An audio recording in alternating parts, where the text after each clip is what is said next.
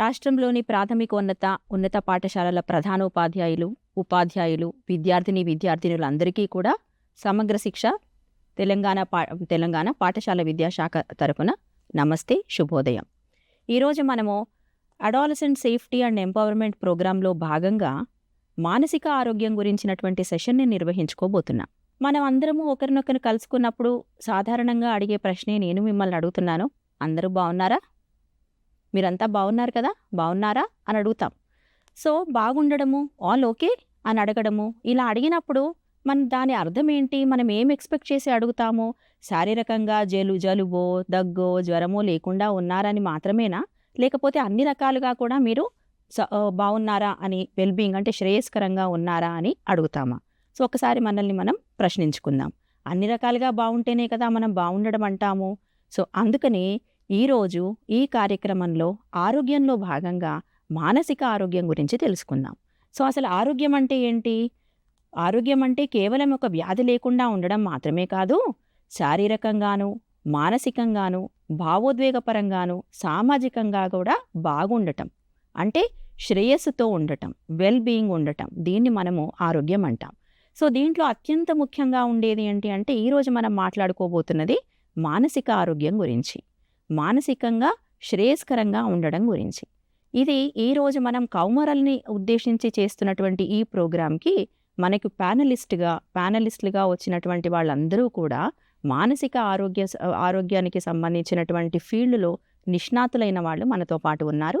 ముందుగా ఇక్కడ మనతో పాటు స్టూడియోలో ప్రొఫెసర్ సుధారాణి మేడం ఉన్నారు. Sudharani madam professor in psychiatry, madam institute of mental హెల్త్లో పనిచేస్తూ ఉన్నారు. అపారమైనటువంటి పరిజ్ఞానము, ఎన్నో కేసులు చూసినటువంటి అనుభవం కలిగిన వారు. తర్వాత మనతో పాటు స్టూడియోలో ఉన్నారు జవహర్లాల్ నెహ్రూ గారు. వీరు బిహేవియర్ అనలిస్ట్గా ఉన్నారు. టెలిమానస్ అనేటటువంటి, మనము ఫోన్ చేసి టెలిమానస్ గురించి విని ఉంటారు కదా, ఏమైనా సమస్య రాగానే మానసిక ఆరోగ్యం గురించి కానీ, యాంగ్జైటీ, స్ట్రెస్ అనగానే మనకు గుర్తొచ్చే నెంబరు. అటువంటి ఒక చక్కటి కౌన్సిలింగ్కి సంబంధించినటువంటి ఒక టెలిమానస్ నుంచి మనకి బిహేవియర్ అనలిస్ట్ ఈరోజు మనకి ప్యానెల్లో ఉన్నారు. మీరందరూ కూడా ఈ సెషన్ సగంలో నుంచి మీకు టెలిఫోన్ లైన్స్ ఓపెన్ అవుతాయి. సార్ నుండి కానీ మేడం నుంచి కానీ ఎటువంటి అనుమానాలు నివృత్తి చేసుకోవాలనుకున్నా కూడా మీరు ఫోన్ చేయొచ్చు. ఆ తర్వాత మనతో పాటు శారదా మేడం ఉన్నారు. శారదా గారు కోహిర్లో ప్రధానోపాధ్యాయురాలుగా పనిచేస్తున్నారు. మన adolescent safety and empowerment programme యొక్క మాడ్యూల్ రూపకల్పనలో భాగస్వామ్యులు అయ్యారు. అండ్ ఈ ప్రోగ్రాంలో ప్రతి సెషన్లో కూడా పాలు పంచుకుంటున్నారు. ఆ తర్వాత మనతో పాటు కళ్యాణి గారు ఉన్నారు. కళ్యాణి గారు ఏఎంఓగా పనిచేస్తున్నారు. మనకి సమగ్ర శిక్షలు ఈ ప్రోగ్రాం యొక్క రూపకల్పనలో చాలా అత్యంత ప్రముఖమైన పాత్ర వహించారు. సో వీరందరి నుంచి కూడా మనం మానసిక ఆరోగ్యం గురించి తెలుసుకుందాము. ముందుగా మనము సుధారాణి మేడం దగ్గర నుంచి, మేడం అసలు మానసికంగా ఆరోగ్యంగా ఉండడం అంటే ఏంటి? ఇప్పుడు ప్రపంచవ్యాప్తంగా, దేశవ్యాప్తంగా మానసిక ఆరోగ్యం పట్ల ఉన్నటువంటి స్టాటిస్టిక్స్తో పాటు కొద్దిగా స్థితిగతుల్ని కూడా తెలుపమని కోరుతున్నాము. థ్యాంక్ యూ అండి. మానసిక ఆరోగ్యం అని ఇందాక మేడం చెప్పారు. ఆరోగ్యం అంటే మా శారీరక, మానసిక, భావోద్వేగ అండ్ సామాజిక పరంగా ఆరోగ్యంగా ఉండాలని. సో మానసిక ఆరోగ్యం అంటే ఏంటి అంటే ముఖ్యంగా మనకున్న ఒక ఎబిలిటీస్ను, మన సామర్థ్యతను గుర్తించి వాటిని కరెక్ట్గా ఉపయోగించుకుంటూ రోజువారీ ఎదురయ్యే ఒత్తిడిని ఎదుర్కొని మనం ప్రొడక్టివ్గా ఉండి మనకి, మన ఫ్యామిలీకి, సొసైటీకి ఉపయోగపడే విధంగా బతకడమే మానసిక ఆరోగ్యం. సో మానసిక సమస్యలు వచ్చే వరకు ఇన్ని రోజులు ఏంటి, మానసిక సమస్యలు వచ్చినప్పుడు దానికి ట్రీట్మెంట్ తీసుకుంటూ ఉన్నాం. కానీ ఇప్పుడు ఏంటి, మానసిక ఆరోగ్యాన్నే ప్రమోట్ చేస్తున్నాం, అంటే పాజిటివ్ మెంటల్ హెల్త్ ఉండాలి అని చెప్పి. సో దానికోసం ఈ స్కూల్స్ను ఐడెంటిఫై చేశారు. ఎందుకు ఐడెంటిఫై చేశారు అంటే మీకు తెలిసే ఉంటుంది, స్కూల్లోనే ఎక్కువ పిల్లలు అక్కడ అవైలబుల్ ఉంటారు. ఇంకొక ఇంపార్టెంట్ కాజ్ ఏంటంటే దీన్ని ఐడెంటిఫై చేయడానికి, ఈ మానసిక సమస్యలన్నీ యంగ్ ఏజ్లో స్టార్ట్ అవుతాయి, అంటే అడాలసెంట్ ఏజ్ అండ్ యంగ్ అడల్ట్స్లో. సో అది చాలా క్రిటికల్ పీరియడ్ అందరికీ. ఎందుకంటే ఆ సమయంలో మనము మన కెరియర్ని ప్లాన్ చేసుకుంటాము, మన ఫ్యామిలీని ప్లాన్ చేసుకుంటాము.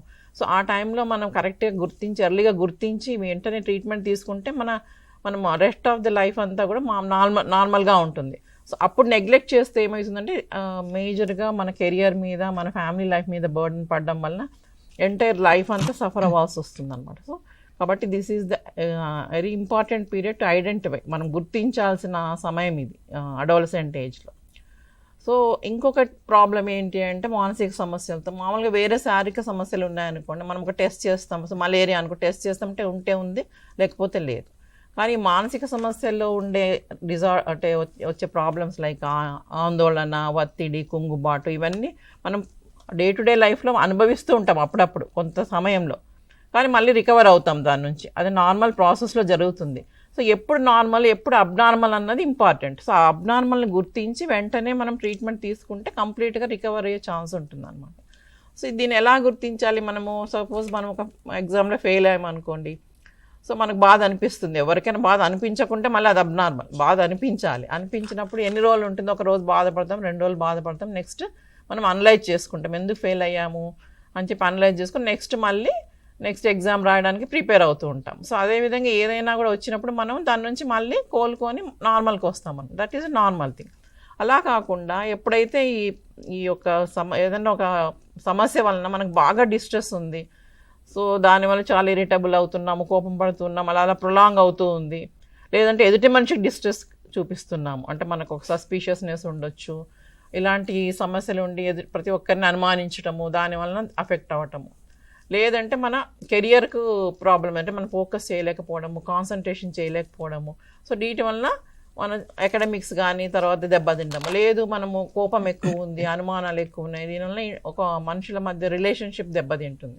సో ఈ 4 ప్రాబ్లమ్స్, అంటే మనకు డిస్ట్రెస్ రావడం కానీ, మన వల్ల ఎదుటి వాళ్ళు బాగా డిస్ట్రెస్ని పొందుతున్నారు, లేకపోతే అకాడమిక్స్ దెబ్బతింటున్నాయి, లేకుంటే రిలేషన్షిప్ దెబ్బతింటున్నాయి, ఈ సమస్య ఉన్నప్పుడు ఏవైతే ఆ ఎమోషన్ ఉంటుందో అది అబ్నార్మల్ అనుకోవాలని. సో అబ్నార్మల్ ఉన్నంత మాత్రం మళ్ళీ అది డిజార్డర్లోకి పోదు. సో అబ్నార్మల్ ఉన్నప్పుడు మనము సపోర్ట్ సిస్టమ్ తీసుకుంటాం. సపోజ్ ఫర్ ఎగ్జాంపుల్ ఫెయిల్ అయ్యాము, ఒక 2 రోజులు చాలా అబ్నార్మల్గా ఉండొచ్చు ఆ అమ్మాయి. సో మనం ట్రీట్మెంట్ తీసుకున్న సపోర్ట్ ఇచ్చి ఏం కాదు అని ఇచ్చిన తర్వాత వాళ్ళు రికవర్ అవుతారు. So that is not illness, disorder కింద రాదు. అలా కాకుండా ప్రొలాంగ్గా ఉంటుంది. ఇప్పుడు డిప్రెషన్, ఫెయిల్ అయ్యాము, డిప్రెషన్ వెళ్ళాము, 1-2 రోజులు కాకుండా అలా ప్రొలాంగ్. యూజువల్లీ క్రైటీరియా ప్రకారం 14 days కన్సిస్టెంట్గా డిప్రెషన్లో ఉంటే అది డిజార్డర్ కింద తీసుకోవాలి. అలాగే anxiety, most of the time anxious ఉన్నారు, అప్ టు 6 months వరకు కూడా తగ్గటం లేదంటే పరీక్షల గురించి ఆందోళన కానీ, లేకపోతే కెరియర్ గురించి ఆందోళన కానీ, సేఫ్టీ గురించి కానీ అట్లా ఉన్నప్పుడు పర్సిస్టెంట్గా ఉంటుంది. తర్వాత అనుమానం వస్తాయి. అనుమానాలు కూడా ఏంటంటే పర్సిస్టెంట్గా 1 month అదే అనుమానాలు ఉండడము, అనుమానం మీద మిగతావన్నీ నెగ్లెక్ట్ చేసి దాన్నే ఫోకస్ చేసుకుంటూ ప్రియాక్యుపై అయిపోయి ఉండడం అలాంటిది. తర్వాత ఈ బిహేవియరల్ ప్రాబ్లమ్స్ ఉంటాయి పిల్లల్లో. ఈ అపోజిషనల్ డిఫెంట్ డిజార్డర్ అని ఉంటుంది. దాంట్లో ఏమంటే పిల్లలు ఎంతసేపు ధిక్కార ధోరణి ఉంటుంది అనమాట. అథారిటీ ఫిగర్స్ అంటే స్కూల్లో అయితే టీచర్స్ మీద, ప్రిన్సిపాల్స్ మీద, ఇంట్లో అయితే తల్లిదండ్రుల మీద, నేను ఎందుకు చేయాలి ఈ పని, నేను చెయ్యను, నేను ఇంతే, అలా ధిక్కార ధోరణి ఉంటుంది, వాళ్ళకు కోపం వస్తూ ఉంటుంది. సో అలాంటి బిహేవియర్ ప్రాబ్లమ్స్ ఉంటాయి. లేకపోతే ప్యూర్ ఇంకొక కొంచెం నెక్స్ట్ లెవెల్ అంటే ఈ ధిక్కార ధోరణి యూజువల్గా 10 years బిలో వాళ్ళకు వస్తూ ఉంటుంది. సో ఇది ఒకసారి కంటిన్యూ అవుతుంది, కండక్ట్ డిజార్డర్ లాగా. దాంట్లో ఏమంటే కండక్ట్ డిజార్డర్ అంటే కొంచెం సివియర్ ఫామ్. దీంట్లో కొంచెం రూల్స్ బ్రేక్ చేయాలి, క్రూయల్టీ, పక్కన పిల్లని ఏడ్పించడము, అలాంటివన్నీ ఉంటాయి. అబద్ధాలు చెప్పడము, ఒక్కొక్కసారి ఇంట్లో చిన్న డబ్బులు తీసుకుని వెళ్ళిపోవడము చెప్పకుండా, అలాంటివన్నీ చేస్తూ ఉంటారు. సో అది అడల్ట్ అయినప్పుడు మళ్ళీ ఇంకా పెద్దగా యాంటీ సోషల్ పర్సనాలిటీ అట్లంతా అయ్యే అవకాశం ఉంటుంది. సో ఇట్లాంటి యాంగ్జైటీ డిజార్డర్స్ అవి మామూలుగా నేషనల్ సర్వే ప్రకారము యాంగ్జైటీ డిజార్డర్స్ అయితే 2.8%, డిప్రెషన్ 0.8% ఉంది. అది ఎంత 15-16 టైంలో చేసింది. కానీ రీసెంట్ స్టడీస్ 22-23 స్టడీస్లో it has increase to enormously అనమాట. 24%, 18% అట్లా ఉంటున్నాయి యాంగ్జైటీ అండ్ డిప్రెషన్. ఓకే, ఓవరాల్గా 20% of the people are suffering with this both disorders అనమాట. అలాగే కాండక్ట్ డిస్టర్బెన్సెస్ కూడా అప్ టు 4% నుంచి 14% వరకు ఉంటున్నాయి. సెలెక్టెడ్ పాపులేషన్ అంటే జువెనైల్ దాంట్లో అయితే జువెనైల్ హోమ్స్లో అయితే almost 53% of the persons are having conduct disorders అనమాట. సో ఈ విధంగా ఈ బిహేవియర్ ప్రాబ్లమ్స్ ఇవన్నీ మనం ఎర్లీగా అడ్రస్ చేయలేకపోతే లాంగ్ రన్లో అవి ఇంకా పర్మనెంట్గా ఉండడము, వాళ్ళ ఆక్యుపేషన్ను అఫెక్ట్ చేయడము, దీనివల్ల వాళ్ళు ఏమవుతుందంటే ఐసోలేషన్ అయిపోతారు స్కూల్ నుంచి, అంటే అకాడమిక్గా ప్రోగ్రెస్ అవ్వలేకపోవడం వల్ల ఫెయిల్యూర్ అవ్వటము. సో అన్హెల్తీ కోపింగ్ స్కిల్స్కి వెళ్ళిపోతాను. అన్హెల్తీ కోపింగ్ స్కిల్స్ అంటే క్రిమినాలిటీ, తర్వాత సబ్స్టెన్స్ ఎక్కువ, సైకోయాక్టివ్ సబ్స్టెన్స్ ఎక్కువ యూజ్ చేయటము, అగ్రెసివ్ బిహేవియరు. సో ఈ అదర్ యాక్టివిటీస్లోకి మారిపోతుంటారు అన్నమాట. దీనివల్ల వాళ్ళ ఫ్యామిలీకి ప్రాబ్లం అవుతుంది, సొసైటీకి ప్రాబ్లం అవుతుంది. కాబట్టి ఎర్లీగా గుర్తించడము చాలా ఇంపార్టెంట్ ఈ సైకియాట్రిక్ డిజార్డర్స్ అన్నీ కూడా. So thank you madam. So ఇప్పటి వరకు మీరు అంటే చెప్పిన విషయంలో స్ట్రెస్ ఉండడము సాధారణమే, యాంగ్జైటీ ఉండడమే సాధారణమే. అది ఒకానొక సమయంలో మనకు ఉన్నప్పుడు అది కొద్ది కాలం పాటే ఉంటే అది సహజమే, సాధారణమే. కానీ ఒక ప్రొలాంగ్డ్ పీరియడ్ వరకు 14 రోజుల కంటే ఎక్కువ యాంగ్జైటీతో గనక పిల్లలు కనిపిస్తే, ఆందోళనతో కనిపిస్తే, డిప్రెషన్తో కనిపిస్తే, నెల కంటే ఎక్కువ అనుమానంతో గనక ఒక వ్యక్తి ఉంటే అప్పుడు మనం అది అబ్నార్మల్ బిహేవియర్గా మనం పరిగణించవచ్చు అని చెప్పారు. సో అసలు ఈ అంటే ఈ యాంగ్జైటీ కావచ్చు, డిప్రెషన్ కావచ్చు, వీటిని ఎలా గుర్తించాలంటారు? టీచర్స్ వీటిని ఎలా గుర్తించాలి? ఫస్ట్ బేసిక్గా మొదల ఇది స్టార్ట్ అయ్యి స్ట్రెస్తో స్టార్ట్ అవుతుందంట. ఆ స్ట్రెస్లో ఉన్నప్పుడు ఏంటంటే వాళ్ళలో కొంచెం ఎమోషనల్, అంటే ఇంకా ఈ స్ట్రెస్ అనేది డిజార్డర్లోకి దారి తీయక మునుపు కొంచెం బర్న్అవుట్ లాగా కొంచెం స్ట్రెస్ ఫీల్ అవుతున్నాము అంటారు. ఆ స్టేజ్లో ఏమంటే వీళ్ళకి కొంచెం ఎమోషనల్గా అన్స్టేబుల్ అవ్వడం, సడన్గా ఏడవడము, సడన్గా ఇరిటబుల్ అవ్వడము, కోపంగా చూసుకోవడం, చిరాకు పడ్డము, కోపం పడ్డము, అలాంటివి. ఒకసారి విత్డ్రా అయిపోవడము, ఎవరితో అంటే బాగా కలివిడిగా మాట్లాడేవాళ్ళు సడన్గా విత్డ్రా అయిపోయి ఎవరితో మాట్లాడకుండా ఉండడం, అలాంటివి చేయడము, లేకుంటే అగ్రెషన్ చూపించడం అనవసరంగా. సో ఇవన్నీ చూపించినప్పుడు అది పర్సిస్టెంట్గా ఉండవు. ఒక్కొక్క రోజు ఒక రకంగా అంటే మూడ్ అన్స్టేబుల్ ఉంటుంది, ఓవర్వెల్మింగ్ ఎమోషనాలిటీ ఉంటుందండి. సో ఇట్లా అన్స్టేబుల్గా ఉంటున్నారు, డిస్టర్బ్డ్గా ఉంటున్నారు. తర్వాత స్లీప్ డిస్టర్బెన్సెస్ వస్తాయి, అపటైట్ సరిగ్గా, ఆకలి సరిగ్గా వేయకపోవడం, ఇట్లా ఈ మైనర్ డిస్టర్బెన్సెస్ ఉండడం, మళ్ళీ కొంచెం రికవర్ అవ్వడం ఉన్నప్పుడు ఆ స్ట్రెస్ సిచ్యుయేషన్లో అలా ఉంటుంది. వన్స్ ఇవి డెవలప్ అయిపోయిన తర్వాత ఇంకా యాంగ్జైటీ, డిప్రెషన్ డిఫరెంట్ డిజార్డర్లోకి వెళ్తాయి. సో ఫస్ట్ ఈ కాండక్ట్ డిస్టర్బెన్సెస్ తీసుకుంటేనేమో వాళ్ళు అది ధిక్కార ధోరణిలో ఉంటారు, కోపం ఎక్కువ ఉంటుంది, అగ్రెషన్ ఉంటుంది. స్కూల్లో కూడా పక్కన సాటి పిల్లల్ని ఊరికి ఏడిపించటము, వాళ్ళను బుల్లింగ్ చేయటము, తర్వాత హర్ట్ చేయటము, తర్వాత అంటే అబద్ధాలు చెప్పి స్కూల్ నుంచి వెళ్ళిపోవడము, అంటే ఇంట్లో స్కూల్కి అని చెప్పేసి వెళ్ళిపోవడము, చిన్న చిన్న గ్యాంగ్స్ తయారు చేసుకొని వాళ్ళ చేత వాళ్ళందరినీ కూడగట్టుకొని ఇంకొక గ్రూప్ని ఏడిపించడం, ఇలాంటి గ్యాంగ్ యాక్టివిటీస్, చిన్న చిన్న దొంగతనాలు కూడా చేసడం, ఇంట్లో డబ్బులు చెప్పకుండా డబ్బులు తీసుకెళ్ళడము, అవన్నీ చేస్తూ ఉంటారు.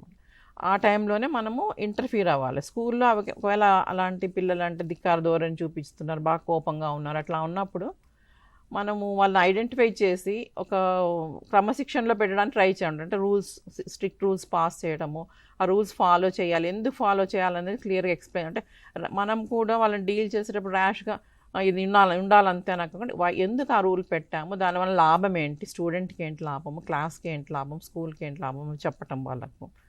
తర్వాత వాళ్ళను కరెక్ట్గా డైవర్ట్ చేయడం, ఆ బిహేవియర్ నుంచి డైవర్ట్ చేసేయాలి. తర్వాత స్పెసిఫిక్గా కొన్ని పాజిటివ్ రీఇన్ఫోర్స్మెంట్ టెక్నిక్స్ కానీ, అంటే పాజిటివ్ రీఇన్ఫోర్స్మెంట్ అంటే వాళ్ళ బిహేవియర్ని పాజిటివ్ బిహేవియర్స్ ఐడెంటిఫై చేయడం. అంటే 100% నెగిటివ్ బిహేవియర్స్ ఉండవు కదా, ఆ పాజిటివ్ బిహేవియర్స్ని ఐడెంటిఫై చేసి వాటిని రీఇన్ఫోర్స్ చేయాలన్నమాట. అంటే మనం ఏమన్నా బెనిఫిట్స్ ఉంటాయి, యూజువల్లీ మానిటరీ బెనిఫిట్స్ అంత ఇవ్వకూడదు, సోషల్ బెనిఫిట్స్, అంటే వాళ్ళకి ఏదైనా స్టార్స్ ఇవ్వటము, లేకపోతే వాళ్ళ పేరెంట్స్తో స్పెండ్ చేయడానికి, లేకపోతే టీవీ కొంచెం half an hour TV time, so అలా పాజిటివ్ రీఇన్ఫోర్స్మెంట్ చేయొచ్చు. తర్వాత కొంచెం చిన్నపిల్లలు అయితే టైం అవుట్ అంటాము, యూజువల్గా 2 నుంచి 12 years వాళ్ళకి టైం అవుట్ వాడచ్చు. అంటే మ్యాక్సిమం 5 minutes అలా, అంటే ఒక కార్నర్లో వాళ్ళను పెట్టడం, అంటే పెట్టి బిఫోర్కి పెట్టేక ముందు వాళ్ళకి క్లియర్గా ఎక్స్ప్లెయిన్ చేయాలి ఏది అన్వాంటెడ్ బిహేవియర్ ఉంది వాళ్ళలో. సో దాని నుంచి వాళ్ళు they have to practice from positive behaviour. ఈ బిహేవియర్ నచ్చలేదు కాబట్టి ఒక 5 minutes నేను అలా కార్నర్లో పెడుతున్నాం, అంటే నీ టాయ్స్, నీ యొక్క బుక్స్, అన్ని ఎంజాయ్మెంట్స్ అన్నీ దూరం చేసి పెడుతున్నామని చెప్పడం అనమాట. సో అలాంటివి ప్రాక్టీస్ చేయడం పేరెంట్స్, లేకపోతే బిహేవియర్ థెరపిస్ట్ ఉంటారు, వాళ్ళ దగ్గర కానీ పోయి వీళ్ళు కొంచెం ప్రాక్టీస్ చేసి ఆ డిస్టర్బెన్సెస్ను మనము ఇంప్రూవ్ చేయడానికి ట్రై చేయొచ్చు అనమాట. Thank you madam. సో ఇప్పుడు ఇట్లాంటివి ఏమైనా గుర్తించినట్లయితే, అంటే బిహేవియరల్ ప్రాబ్లమ్స్ కావచ్చు, కాండక్ట్ ప్రాబ్లమ్స్ కావచ్చు, లేకపోతే మీరు చెప్పినటువంటి ప్రొలాంగ్డ్ స్ట్రెస్ యొక్క ప్రాబ్లమ్స్ కావచ్చు, ఇవన్నీ ఏమైనా గుర్తించినట్లయితే అప్పుడు ఏం చేయాల్సి ఉంటుంది? ఒక స్కూల్లో ఉన్న టీచర్ కావచ్చు, లేక పేరెంట్స్ కావచ్చు, వీళ్ళు ఎవరిని సంప్రదించవచ్చు, ఏం చేయవచ్చు? అంటే అంటే స్కూల్లో టీచర్ కానీ తోటి పిల్లలు కానీ ఐడెంటిఫై చేసినప్పుడు కూడా ఇన్ఫామ్ చేయొచ్చు టీచర్స్ కూడా చెప్పినప్పుడు ఐడెంటిఫై చేశారనుకోండి, చేస్తే యూజువల్గా స్కూల్లో అంటే మినిమంగా, అంటే వెంటనే లేబుల్ చేసినా కూడా కష్టమే వాళ్ళకి. ఎందుకంటే స్టిగ్మా ఉంటుంది, పేరెంట్స్ కూడా తొందరగా యాక్సెప్ట్ చేయరు మీ పాపని ఇట్లా తీసుకెళ్ళండి అట్లా అని. సో ఫస్ట్ కొన్ని రోజులు అబ్జర్వ్ చేయటము, ఆ స్కూల్లో కూడా క్రైసిస్ ఇంటర్వెన్షన్ టీమ్ లాగా ఐడెంటిఫై చేసుకోవచ్చు మనం. అంటే ఎవరైనా ఒక టీచర్స్ను కానీ కౌన్సిలర్స్ని కానీ పెట్టుకున్నప్పుడు ఒక సేఫ్ ప్లేస్ అక్కడ తీసుకెళ్ళి అసలు ఎందుకు అలా బిహేవ్ చేస్తుంది అమ్మాయి ఏంటి అనేది అమ్మాయి కానీ అబ్బాయి కానీ క్లియర్గా కొంచెం అడగటము. అంటే ఆ కౌన్సిల్ చేసే వాళ్ళు ఏదో టీచర్స్ కానీ కౌన్సిలర్ కానీ ఎంపాథటిక్గా ఉండాలి. ఎంపాథటిక్ అంటే వాళ్ళ షూస్లో ఆలోచించాలి. అంటే ఇప్పుడు సపోజ్ ఆ అమ్మాయి బాధపడుతుండే దీనికి ఎందుకు బాధపడుతున్నావు అట్లా అంటే ఆ అమ్మాయి ఉద్దేశంలో అది చాలా పెద్ద సమస్య ఆమెకు, ఆ అబ్బాయి ఉద్దేశంలో కానీ. సో మనం దాన్ని తీసేసినట్టు అంటే ఏం అవసరం లేదు, దీని కింద బాధపడక్కర్లేదు అలా చెప్పినప్పుడు వాళ్ళు ఇంకా కమ్అవుట్ అవ్వరు అనమాట. కాబట్టి ఎంపాథటిక్గా ఉండాలి. తర్వాత యాక్టివ్ లిజనింగ్ అనమాట. కంప్లీట్గా వాళ్ళని చెప్పనివ్వ, అంటే ఓపెన్ ఎండెడ్ క్వశ్చన్స్ అంటే అసలు ఏమవుతుందో చెప్పు అని. మనము పాయింట్ క్వశ్చన్స్ చెప్తే వాళ్ళు ఎస్ నో చెప్తారనమాట. అలా కాకుండా నీకు ఏమవుతుందో కరెక్ట్ ఎగ్జాక్ట్గా ఏమవుతుంది అని చెప్పాలి. Open ended questions. తర్వాత యాక్టివ్ లిజనింగ్ అంటే మనం వాళ్ళు చెప్పేది యాక్టివ్గా వినాలి మనం. అంటే కొంచెం వాళ్ళ సైడ్ లీన్ చేయటము, ఓహో అలాగా ఇలాగా అని చెప్పడం. మళ్ళీ రిఫ్లెక్టివ్ అంటే కొంచెం సేపు చెప్పిన తర్వాత మనకు అర్థమైన జిస్ట్ ఓహో ఈ ప్రాబ్లం అనమాట ఇది అని చెప్పి రిఫ్లెక్టివ్ లిజనింగ్ అంటాం. సో ఇవన్నీ చేసినప్పుడు వాళ్ళకు కొంచెం మన మీద కాన్ఫిడెన్స్ వచ్చినప్పుడు కంప్లీట్గా అసలు ఏమవుతుంది ఎగ్జాక్ట్గా అనేది వాళ్ళు క్లియర్గా చెప్పగలుగుతారు అనమాట. Thank you madam. అయితే టీచర్స్ అందరూ కూడా ఏమి మెంటల్ హెల్త్ ప్రొఫెషనల్స్ మీ కాదు, కానీ సైకాలజీ నేర్చుకున్నాం కాబట్టి కొద్దిగా కౌన్సిలింగ్ చేయగలుగుతారు అండ్ ఆల్సో ఒక ట్రస్టెడ్ అడల్ట్ లాగా ఉండగలుగుతారు. కానీ నిజమైనటువంటి అంటే కొంచెం సీరియస్గా ఉన్నటువంటి ఇష్యూస్ని కనుక గుర్తిస్తే మనం వెంటనే టెలిమానస్కి కాల్ చేయండి అని కూడా చెప్తూ ఉంటాము. తర్వాత ప్రతి జిల్లాలో ఉన్నటువంటి ఆసుపత్రిలో, జిల్లా స్థాయి ఆసుపత్రిలో ఒక సైకియాట్రిస్ట్ కూడా ఉంటారని మీరు తెలిపారు. సో కాబట్టి సో ఉంటారని విన్నాము. సో అలా ఉన్నప్పుడు వీళ్ళు డైరెక్ట్గా వాళ్ళని కూడా సంప్రదించవచ్చు ఏమైనా బిహేవియరల్ ఇష్యూస్ ఎక్కువగా కనిపించినట్లయితే, మనకు అనుమానం ఉంటే గనక. సో సార్, ఇప్పుడు టెలిమానస్ ఎలా పనిచేస్తుంది? సో టెలిమానస్ ఫోన్ నెంబర్ ఏముంటుంది, అది ఎలా పనిచేస్తుంది? సో మీకు సాధారణంగా వచ్చేటటువంటి కేసెస్ ఎలాంటివి ఉంటాయి? సో ఇప్పుడు మనం స్కూల్స్లో చూసినట్టయితే బుల్లీయింగ్ అనేది, అంటే ఒకరినొకరు ఏడిపించుకోవడము ఇలా చేయడం అనేది ఎక్కువ అవుతుంది. సో ఈ బుల్లీయింగ్ అనేటటువంటి కేసెస్ ఏమైనా మీకు వచ్చాయా? దాని ఇంపాక్ట్ అంటే ఎందువలన బుల్లీ చేస్తారు, ఒకటి బుల్లీ చేయబడిన వారి మీద ఈ ఇంపాక్ట్ ఎలా ఉంటుంది, ఈ విషయాల మీద కాస్త మన అందరికీ కూడా, పిల్లలందరికీ కూడా తెలియజేయమని కోరుతున్నాను. మానసిక ఆరోగ్యము అంటే సర్వసాధారణంగా ఒక మనిషి తన శక్తి మేరకు పనిచేయలేకపోతారండి. అంతవరకు బాగా చదువుతున్న విద్యార్థి ఒక్కసారి ప్రవర్తనలో మార్పు వస్తుంది. సో ఈ ప్రవర్తన మార్పు అనేది తల్లిదండ్రులు కానీ, అధ్యాపకులు కానీ, తోటి విద్యార్థులు కానీ గుర్తించినప్పుడు ఈ బాబు ఇదివరకులా ఉండటం లేదు, ఇదివరకులా మాట్లాడటం లేదు, లేదా ఈ పాప ఇదివరకులా రావటం లేదు అనేటువంటి ఒక విషయాన్ని గుర్తించినప్పుడు తను ఏదో కొంత ఒత్తిడికి లేదా ఒక బాధలో ఆ బాబు కానీ ఆ పాప కానీ ఒక సందిగ్ధమైన స్థితిలో, అంటే ఎవరికి చెప్పుకోవాలో తెలియని స్థితిలో ఉన్నప్పుడు వాళ్ళు మెల్లిమెల్లిగా అక్కడ ఉన్నటువంటి పరిసరాల నుంచి నిష్క్రమించడం జరుగుతుంది. ఇది తల్లిదండ్రులు గుర్తించాలి, అధ్యాపకులు గుర్తించాలి. ఇప్పుడు టెలిమానస్ అని మనం 14416లో ఏం చేస్తామంటే, ఎవరైతే వాళ్ళ యొక్క తమ యొక్క స్వచ్ఛమైన నేమ్ కానీ ఉనికి కానీ చెప్పక్కర్లేకుండా వాళ్ళు సహాయం పొందడానికి ఇచ్చేటువంటి ప్రధానమైన అంశం ఇక్కడ ప్రవేశించబడింది. అంటే చాలామందికి ఒక సమాజంలో ఒక నమ్మకం ఏంటంటే, కొంచెం సరిగ్గా పనిచేయటం లేదు అంటే మనం ఇమీడియట్గా అదొక పిచ్చనో లేదా ఒక రకమైన పదాన్ని వాడేసి ఒక ముద్ర వేసేస్తాం. అటువంటి బిడ్డను కలిగిన తల్లిదండ్రులు చాలా క్షోభకు గురవుతూ ఉంటారు. అటు టీచర్స్ కానీ తోటి విద్యార్థులు కూడా వాళ్ళని వెగతాళి చేయడము, ఆ వ్యక్తిని హేళన చేయడము, అతని మనోప్రవర్తన మీద కొంత ఒత్తిడి కలిగించడం జరుగుతూ ఉంటుంది. సో తనలో జరుగుతున్నటువంటి సంఘర్షణ లేదా తనకు జరిగిన ఒక బాధ ఎవరికి చెప్పుకోవాలి అని విద్యార్థులు అనుకున్నప్పుడు గవర్నమెంట్ ఆఫ్ ఇండియా మనకేం చేశారంటే 14416 పెట్టి ఎనీబడి ఫ్రమ్ ఎనీ ప్లేస్, ఎక్కడి నుంచైనా ఎప్పుడైనా మీరు ఏ విషయాన్నైనా సరే 24 గంటలు ఈ నెంబర్కి కాల్ చేసి చర్చించవచ్చు. అలా చర్చించవచ్చు అని చెప్పడం ద్వారా వాళ్ళ మనసులోని బాధని వ్యక్తపరచడం జరుగుతుంది. ఇక్కడ కౌన్సిలర్స్ ఉంటారు, 24/7 పనిచేస్తూ ఉంటారు. మాకు వచ్చిన ప్రతి కాల్ని వాళ్ళు అనలైజ్ చేస్తారు.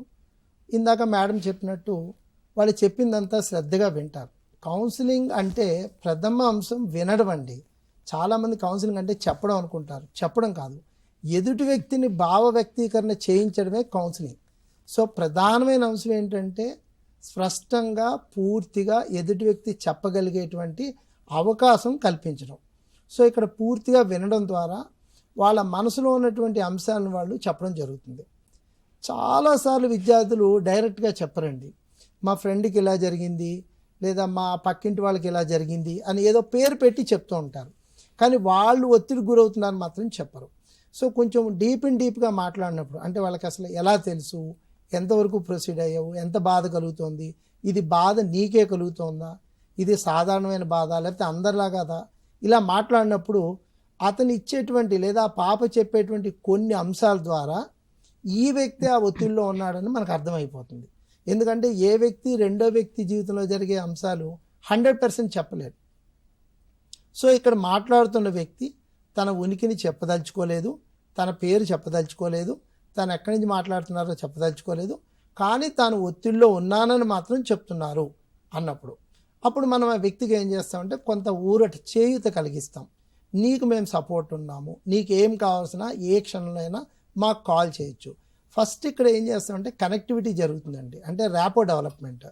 కాల్ చేసిన వ్యక్తితోటి పూర్తిగా మమైకమైనటువంటి సంబంధం ఏర్పడడానికి ఆ వ్యక్తి తన యొక్క భావాన్ని స్వేచ్ఛగా చెప్పగలిగేటువంటి నిర్ణయాత్మక ధోరణి లేకుండా మాటలు వినడం జరుగుతుంది.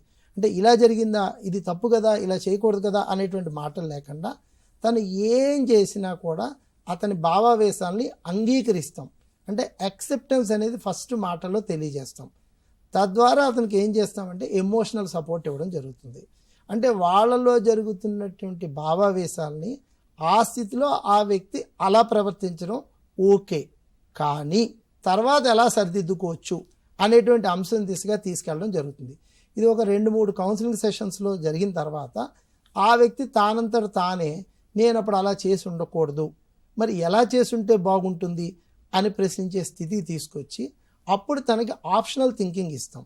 అంటే తనకున్న సమస్య ఏంటి, సమస్యకున్న పరిష్కార మార్గాలు ఏంటి, ఆ పరిష్కారాల మార్గాలు అతను ఎన్నుకున్న మార్గం ఏంటి, ఎన్నుకున్న మార్గం కంటే మరింత ఉన్నతమైన మార్గం ఇంకేమైనా ఉందా అనే ఆలోచన ఆ వ్యక్తికి ప్రవేశపెట్టడం ద్వారా తాను చేసిన చర్యలోని తన యొక్క శబ్దాన్ని తనే గ్రహించగలుగుతాడు.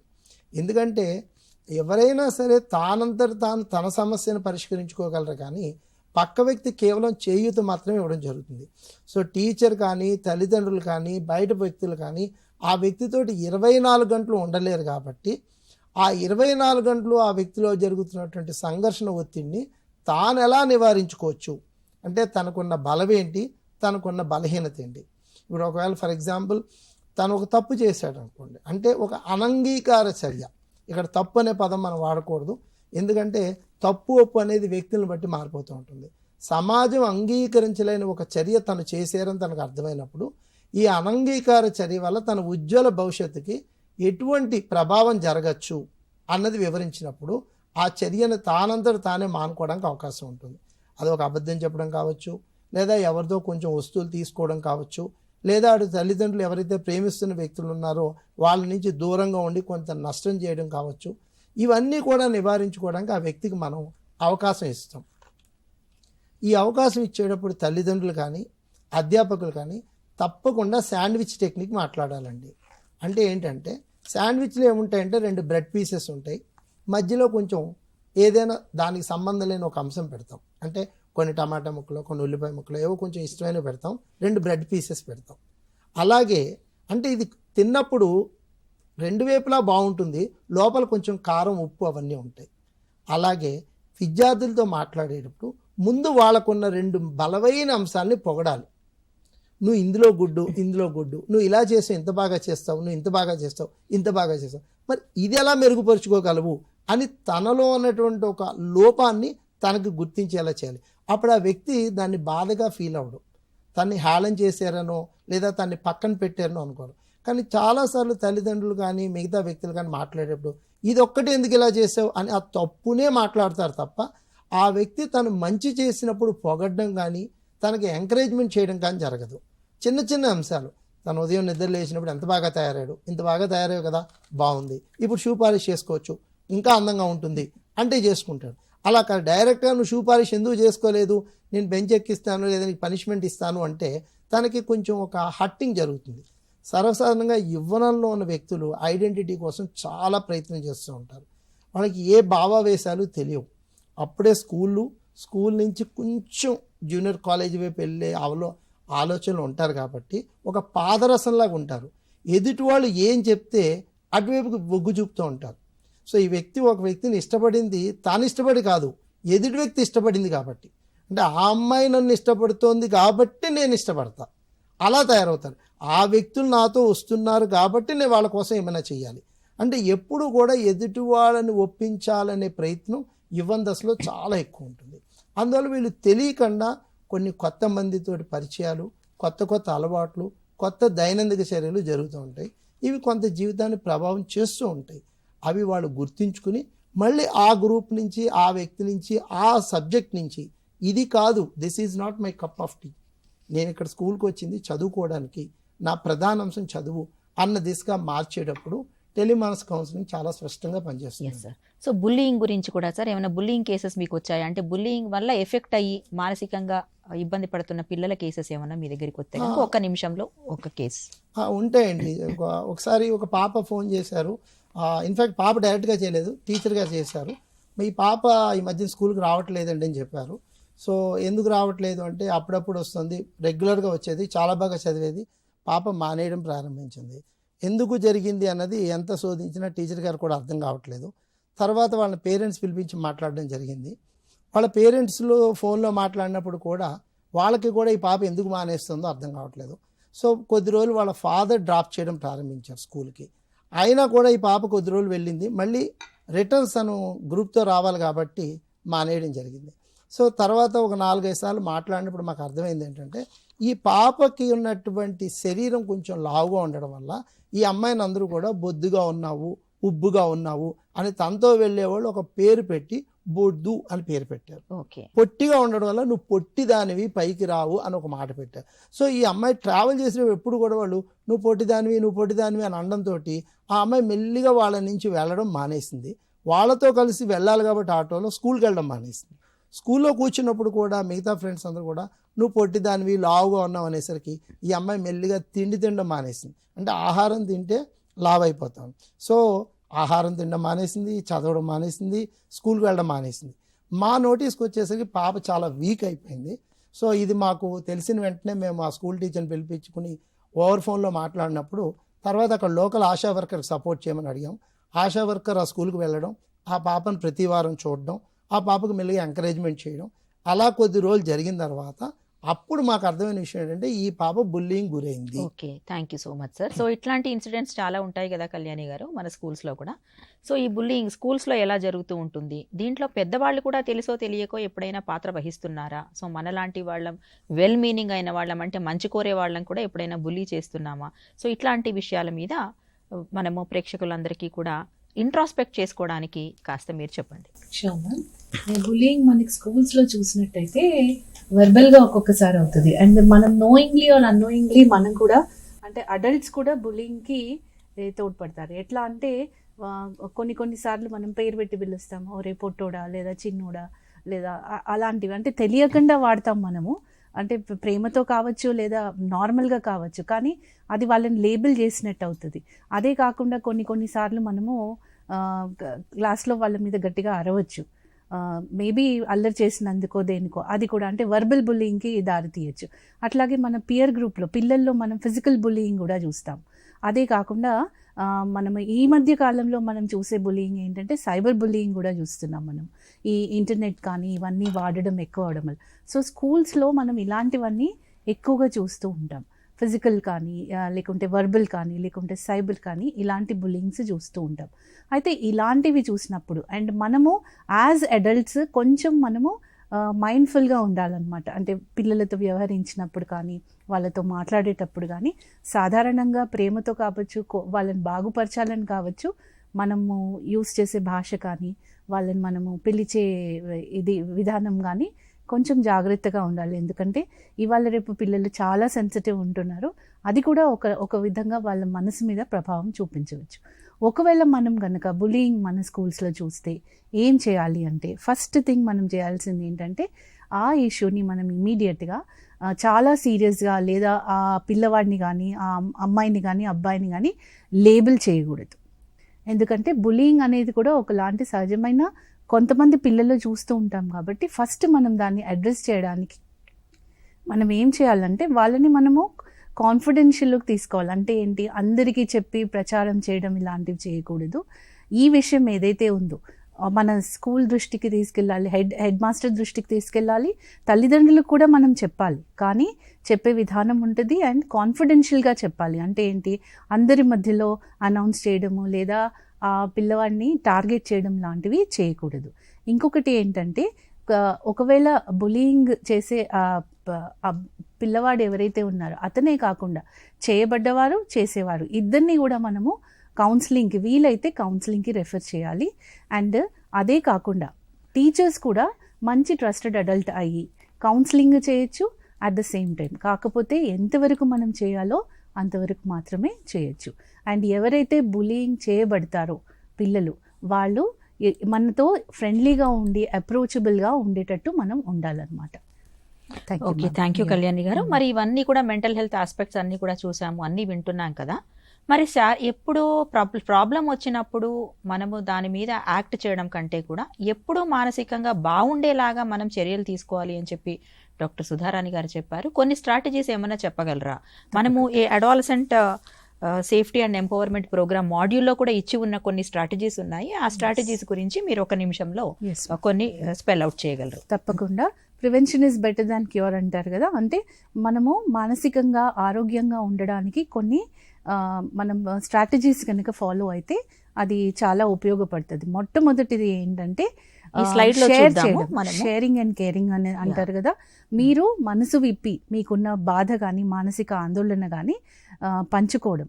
ఈ పంచుకోవడానికి ట్రస్టెడ్ అడల్ట్ అంటే మీరు బాగా నమ్మిన వ్యక్తి ఎవరైతే మీకు నిజంగానే సాంత్వన ఇస్తారో, మీకు ఓదార్పుని ఇస్తారో, ఈ సమస్యకి పరిష్కారం చెప్తారు అనుకునే వాళ్ళకి మీరు చెప్పుకోవాలి.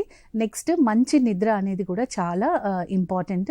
సో మంచి నిద్ర ఉంటే మనకి మానసికోల్లాసము అట్లా అండ్ ఫిజికల్గా మెంటల్గా మనము హ్యాపీగా ఉంటాం. కాబట్టి కంపల్సరీగా మంచి నిద్ర, స్లీప్ వెల్ అంటారు, అంటే బాగా నిద్రపోవడం, సరైన నిద్ర 6 hours మినిమం స్లీప్ ఉండేటట్టు చూసుకోవాలి.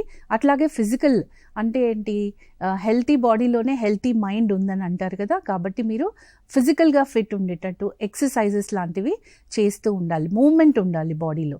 అట్లాగే మంచి ఆహారం కూడా మానసికోల్లాసానికి అట్లాగే ఫిజికల్గా కూడా మనకు అవసరం కాబట్టి మంచి న్యూట్రిషియస్ ఫుడ్ కూడా తీసుకోవాలి. ఇంకొక ముఖ్యమైన అంశం ఏంటంటే వెల్ బీయింగ్. అంటే ఏంటి, మనము ఆందోళన చెందడం అంటే నిన్నటి గురించి ఆలోచించి లేదా రేపేమవుతుందో అని ఆలోచించి ఆందోళన చెందకుండా ఇప్పుడు ప్రస్తుతంలో హ్యాపీగా ప్రశాంతంగా ఉండడం వల్ల మనకి చాలా వరకు మెంటల్ ఇష్యూస్ రాకుండా ఉంటాయి. అంతేకాకుండా యోగా, ప్రాణాయామం లాంటివి, బ్రీదింగ్ ఎక్సర్సైజెస్ కూడా మీరు ఇంకొకటి మనలోని పాజిటివ్ ఇవి అంటే ఏంటి, ప్రతిరోజు మనలో ఏదన్నా ఒక మంచి విషయం ఏదైతే మీ జీవితంలో ప్రతిరోజు నిత్యం జరుగుతూ ఉంటుందో దాని మీద ఎక్కువ ఫోకస్ చేయండి. నవ్వడం, ఎప్పుడూ చిరునవ్వుతో ఉండండి. బికాజ్ నవ్వు ఎన్నో రోగాలకి మందు అంటున్నారు ఇవాళ రేపు. అండ్ ఇంకొకటి ఏంటంటే గ్రాటిట్యూడ్, అంటే మనం కృతజ్ఞతతో ఉండడం అండ్ మన మీద మనకి ఇష్టం ఉండాలి. మనని మనం ప్రేమించుకోగలిగితే ఆల్మోస్ట్ మానసికంగా మనం ఎప్పుడూ ఆరోగ్యంగా ఉండడానికి ఉపయోగపడుతుంది అన్నమాట. మేడం ఇవి కొన్ని స్ట్రాటజీస్ మేడం.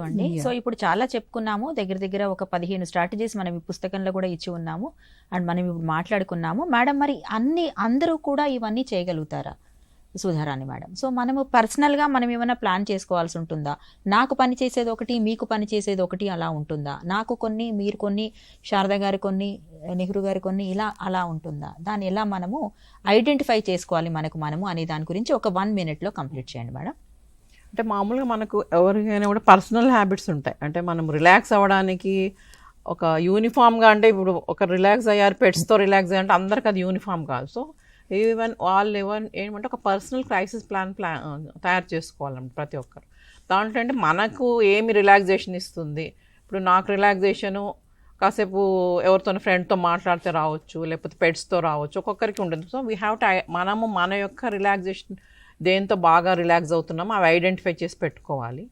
ఇంకోటి ఒక మనకు సపోర్టింగ్గా ఎవరు ఉంటారు బాగా, అంటే ఒక ట్రస్ట్ పర్సన్, మదరా, ఫ్రెండా, లేకపోతే రిలేటివా, టీచరా, సో వాళ్ళని ఐడెంటిఫై చేసుకొని పెట్టుకోవాలి. మనకి ఎప్పుడైతే కొంచెం మానసికంగా బాధ అనిపించింది ఇమ్మీడియట్గా వాళ్ళకి చెప్పుకోగలిగేటట్టు ఉండాలి.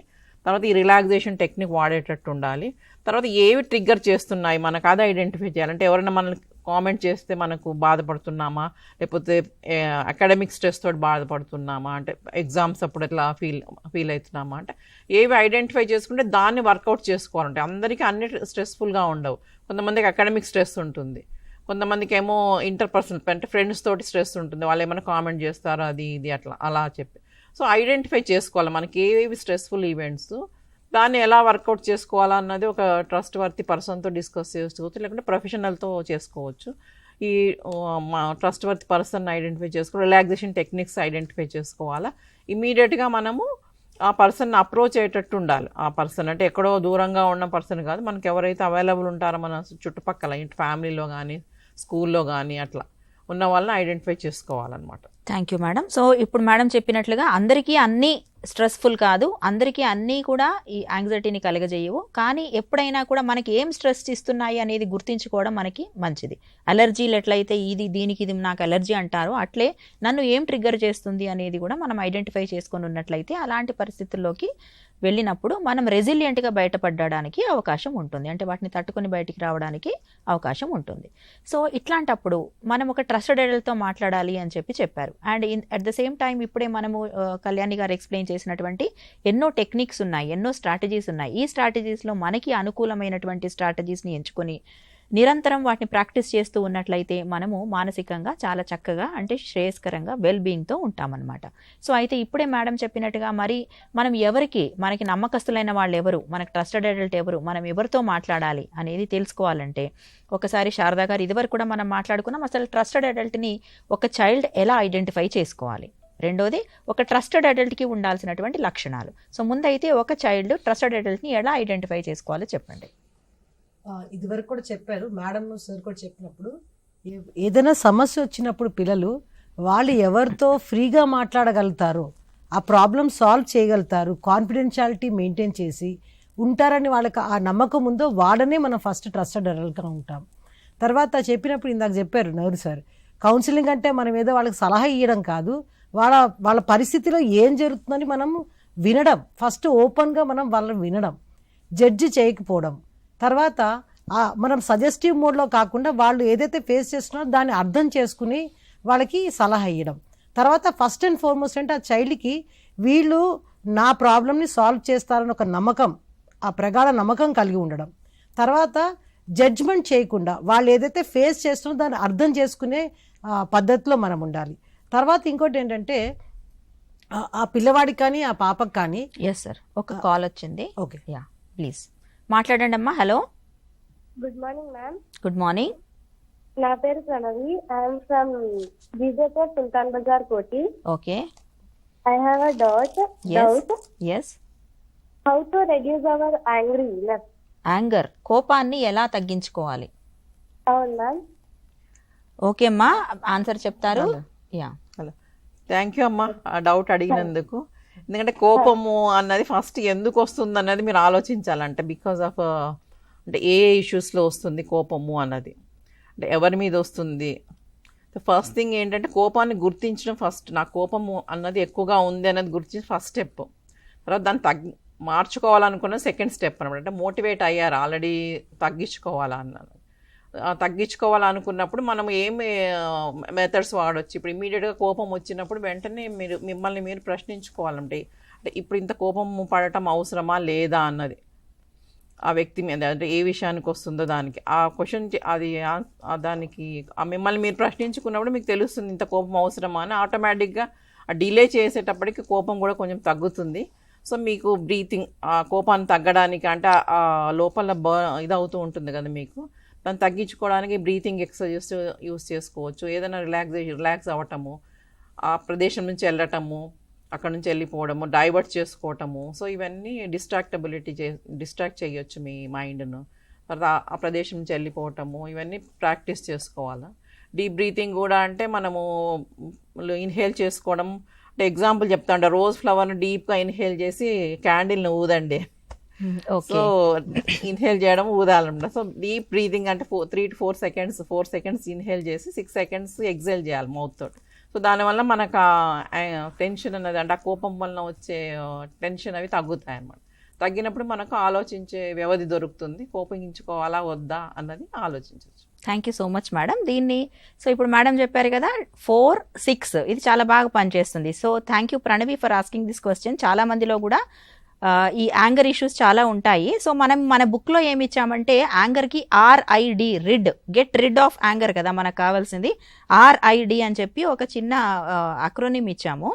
ఆర్ అంటే ఏంటంటే రికగ్నైజింగ్ యాంగర్ సిగ్నల్స్. మన కోపం వచ్చినప్పుడు మన బాడీ టెన్స్ అయిపోవడము, మన గుండె బాగా ఎక్కువ కొట్టుకోవడము, కోపము ఎవరి మీద వచ్చిందో వాళ్ళని అన్ఫేర్గా మనం బ్లేమ్ చేసేయడము. నువ్వు ఇట్లా చేసావు, నా మీద కోపం ఉంది కాబట్టి చేసావు, నా మీద పగబట్టావా, నీకు నా మీద జెలసీ, సో ఇట్లా మనము అదంతా కూడా బ్లేమ్ చేసేటటువంటి ఇదిలోకి వెళ్ళిపోవడము, ఇవన్నీ కూడా సైన్స్ అన్నమాట. మన కోపం పెరుగుతుంది అని సైన్స్. సో ఇది ఫస్ట్ రికగ్నైజింగ్, మేడం చెప్పారు గుర్తించడం.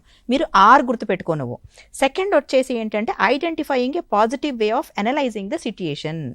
అంటే మనం ఇప్పుడేం ఐడెంటిఫై చేయాలి, ఈ సిట్యుయేషన్ని పాజిటివ్గా ఎలా అనలైజ్ చేయాలి. ఇప్పుడు ఈ మాట ఈ అమ్మాయి నన్ను అన్నది కంటే దీని కారణం ఇది కాకపోవచ్చు, ఈ అమ్మాయికి పూర్తి స్టోరీ తెలియకపోవచ్చు, ఇలా అన్నమాట ఐడెంటిఫికేషన్. డి అంటే ఏంటంటే doing something to calm ourselves, మనల్ని మనం కామ్గా ఉంచుకోవడానికి ఏదో ఒకటి చేయడం, డూ సంథింగ్. ఓకే, ఇప్పుడు దాంట్లో బెస్ట్ది ఏంటంటే మేడం చెప్పినటువంటి breathe in and breathe out technique 4, 6. మీరు 4 లెక్క పెట్టే వరకు బ్రీత్ ఇన్ చేసి 6 లెక్క పెట్టే వరకు ఇది చేయడం. సో యూజువల్లీ మనం ఎలా చేస్తామంటే blow out the candle. Okay, ఇలా చేస్తే ఖచ్చితంగా చాలా వరకు మనకి ఇంపాక్ట్ ఉంటుంది. రెండవది ఏంటంటే 1 నుంచి 10 లెక్క పెట్టుకో, 10 నుంచి 1 లెక్క పెట్టు అంటారు. సో కౌంటింగ్ టు 10 కూడా పనిచేస్తుంది. మూడోది ఏం చేస్తుంది అంటే మేడం చెప్పినట్టు దూరం వెళ్ళటం, ఇవన్నీ కూడా పనిచేస్తాయి. ఇంకొక కాల్ వచ్చిందండి. Yes, Rachakonda Kalyani from Mancherial district Hajipur. ఒక పర్సన్ ని ట్రస్ట్ చేయాలి అని అంటే నేను నా ప్రాబ్లమ్ ని వాళ్ళకి షేర్ చేసినప్పుడు ఎలా అనంటే వాళ్ళు నాతో బానే ఉన్నారు అని అనిపిస్తుంది. బట్ ఆ తర్వాత సమ్బడి ఎల్స్ నుండి నాకేంటంటే నేను షేర్ చేసుకున్న ప్రాబ్లమ్ వాళ్ళంతా షేర్ చేసేస్తున్నారు అనేది అనిపిస్తుంది. సో నాకు ఈ పర్సన్ ని ట్రస్ట్ చేయొచ్చు, ట్రస్ట్ చేయరాదు అనేది తెలియట్లేదు అని one of my students question అన్నమాట. అంటే అది పియర్ గ్రూప్ లో అండ్ ఎల్డర్స్ లో రెండు చోట్ల ఈ ప్రాబ్లం ఫేస్ చేశాను నేను. So how should I find the solution to this అనేది తన క్వశ్చన్. ఇప్పుడు ట్రస్టెడ్ అడల్ట్ గురించి శారద గారు చెప్పేది దీనికి ఎగ్జాక్ట్లీ సూటబుల్ ఉంటుంది. మన ట్రస్టెడ్ అడల్ట్ ని మనం ఎలా గుర్తించుకోవాలి అని ఇంతకుముందు మనకి బుక్ లో కూడా ఒక యాక్టివిటీ కూడా ఉంటుంది, దాని గురించి కూడా చెప్తారు. మన జీవితంలో ఉన్న వాళ్ళందరినీ లిస్ట్ వేసుకోండి. ఫస్ట్ మనకి ఎవరెవరితో సంబంధం ఉందో, మన అమ్మ నాన్న కావచ్చు, లేకపోతే టీచర్లు కావచ్చు, ఫ్రెండ్స్ కావచ్చు, అందరినీ లిస్ట్ వేసుకోండి. లిస్ట్ వేసుకున్న తర్వాత కొంత క్రైటీరియాతో మనకి మనం ఆలోచించుకోవాలి. ఇది కనీసం ఒక అరగంట సేపు ఎవరికి వాళ్ళు స్పెండ్ చేయాల్సినటువంటి సమయం. మన పర్సనల్ క్రైసిస్ ప్లాన్ అనేది తయారు చేసుకోవాలంటే మనకి ట్రస్టెడ్ అడల్ట్ మన జీవితంలో ఉండాలి. ట్రస్టెడ్ అడల్ట్ ట్రస్టెడా కాదా తెలుసుకోవాలి అంటే మనం కొంత చెక్ లిస్ట్ పెట్టుకొని దాన్ని ఆలోచించుకోవాలి. ఆ చెక్ లిస్ట్లో ఏమేమి ఉండాలి అనేది శారద గారు చెప్తారు. చెప్పిన తర్వాత నేను ఒక లైన్లో ముగిస్తాను. ఎస్, ఫస్ట్ ఆఫ్ ఆల్ ఏంటంటే వాళ్ళు కాన్ఫిడెన్షియాలిటీ మెయింటైన్ చేస్తారు అని మీకు నమ్మకం కలిగితేనే మీరు వాళ్ళకి చెప్పాలి. అది మీ mother, father, sister, brother, cousin, peer ఎవరైనా కానీ, టీచర్స్ కానీ. సో మీరు ఎవరైనా అంటే ఇక్కడ ఉన్న వాళ్ళందరూ కూడా, వింటున్న వాళ్ళందరూ కూడా టీచర్స్ కానీ పేరెంట్స్ కానీ అర్థం చేసుకోవాల్సింది ఏంటంటే మన పిల్లలకు ఏదైతే ప్రాబ్లంతో వస్తారో అది మనకి చాలా చిన్నగా అనిపించవచ్చు, అది వాళ్ళకి చాలా పెద్ద ప్రాబ్లం. కాబట్టి అది జడ్జిమెంట్ వదిలేండి మీరు. తర్వాత ఏంటంటే కాన్ఫిడెన్షియల్ అది చెప్పింది ఇప్పుడు లెటర్ సపోజ్ ఒక స్టూడెంట్ టీచర్ చెప్తే ఆ టీచర్ దానికి ఎవరిని సంప్రదించాలని వాళ్ళు అర్థం చేసుకోవాలి. అది హెచ్ఎంకి చెప్పి సాల్వ్ అవుతుందా, పేరెంట్కి చెప్పి సాల్వ్ అవుతుందా, లేకపోతే బయట వాళ్ళు ఎవరైనా హెల్ప్ సీక్ చేయాలన్నది వాళ్ళు ఫస్ట్ ఐడెంటిఫై చేసి ఆ విధంగా దాన్ని సాల్వ్ చేయాలి.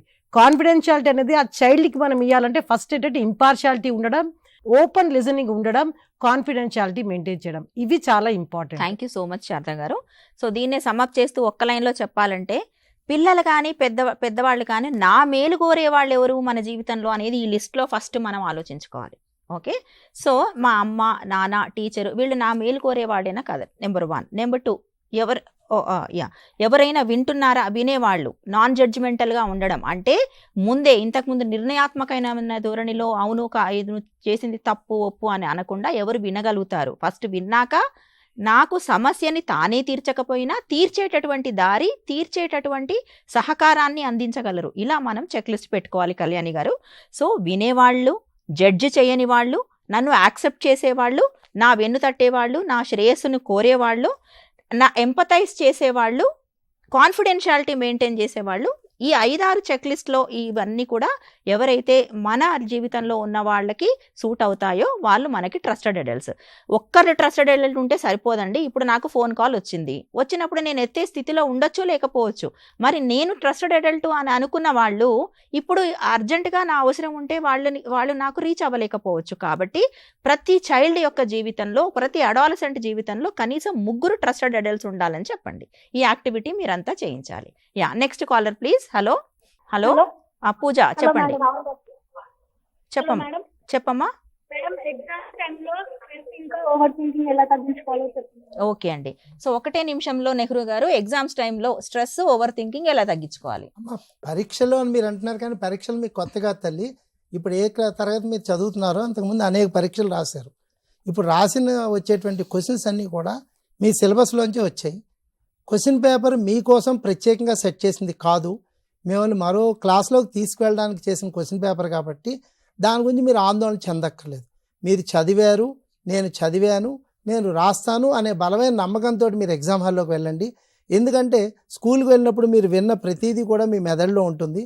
ఆటోమేటిక్గా మీరు క్వశ్చన్ పేపర్ చూసిన వెంటనే అవి స్పందిస్తాయి, మీరు జవాబు రాయడం జరుగుతుంది. థ్యాంక్ యూ సో మచ్ అండి.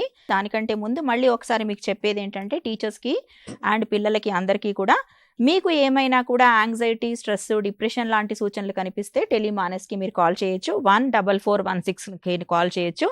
ప్రతి స్టూడెంట్కి ప్రతి చైల్డ్కి ఒక ట్రస్టెడ్ అడల్ట్, 3 ట్రస్టెడ్ అడల్ట్స్ ఉండాలి. ప్రతి చైల్డ్కి అండ్ ప్రతి అడాలసెంట్, ప్రతి పెద్దవాళ్ళకి కూడా crisis plan, personal crisis plan అనేది కూడా ఉండాలి. దాంట్లో భాగంగానే మనకి సూట్ అయ్యే స్ట్రాటజీస్ ఏంటో కూడా తెలియాలి. ఇది 3వ పాయింట్ మీకు చెప్పాలనుకున్నది. 4వది ఏంటంటే ప్రతి స్కూల్లోనూ, ప్రతి హాస్టల్లోనూ, ప్రతి రెసిడెన్షియల్ స్కూల్లో కూడా క్రైసిస్ ఇంటర్వెన్షన్ టీమ్ అని చెప్పి 1-2 టీచర్స్, 1-2 పిల్లలు, మన గర్ల్ చైల్డ్ ఎంపవర్మెంట్ క్లబ్ పిల్లలు కూడా దాంట్లో ఉండవచ్చు. ఈ టీం వాళ్ళు ఒక డిజిగ్నేటెడ్ స్పేస్ పెట్టుకొని ఇక్కడ మేము మీ ఎవరు వచ్చినా కూడా మేము వింటాము అని చెప్పి ఒక డెసిగ్నేటెడ్ స్పేస్ పెట్టుకొని ఉండడము, ఇది చాలా ఇంపార్టెంట్. ఇప్పటి వరకు మీరు మానసిక ఆరోగ్యం గురించి తెలుసుకున్నారు కదా. మనకు మానసిక ఆరోగ్యం చాలా ముఖ్యం కదా. దానికి సంబంధించిన అంశాలన్నీ మీరు ఇప్పుడు చూశారు. ఇప్పుడు సెషన్లో మనము డ్రగ్ అబ్యూస్కి సంబంధించి మత్తుమందుల దుర్వినియోగం అనే అంశం గురించి తెలుసుకోబోతున్నాం.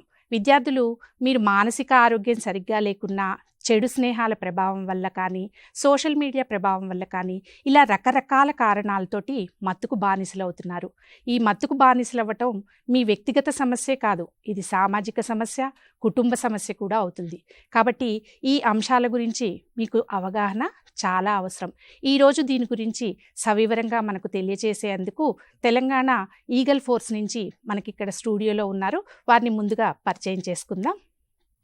సీతారాం గారు SP Telangana anti narcotics department నుంచి ఉన్నారు. తర్వాత జవహర్ సార్ ఇక్కడ సైకియాట్రీ డిపార్ట్మెంట్ నుంచి ఇక్కడ స్టూడియోలో ఉన్నారు. తర్వాత పి శ్రీనివాసరావు గారు inspector of police Telangana anti narcotics department నుంచి ఇక్కడ ఉన్నారు. తర్వాత కళ్యాణి మేడం ఉన్నారు. కళ్యాణి మేడం డిఎస్సి నుంచి కోఆర్డినేటర్ ఇక్కడ ఉన్నారు. వీరంతా కూడా మనకి యాంటీ నార్కోటిక్స్ అంటే ఇప్పుడు ఈ డ్రగ్ అబ్యూజ్ అనేది విద్యార్థుల్లో చాలా ఇబ్బందికరమైన విషయం.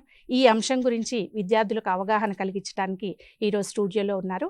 ముందుగా మనము సీతారాం సార్ని అడిగి తెలుసుకుందాం.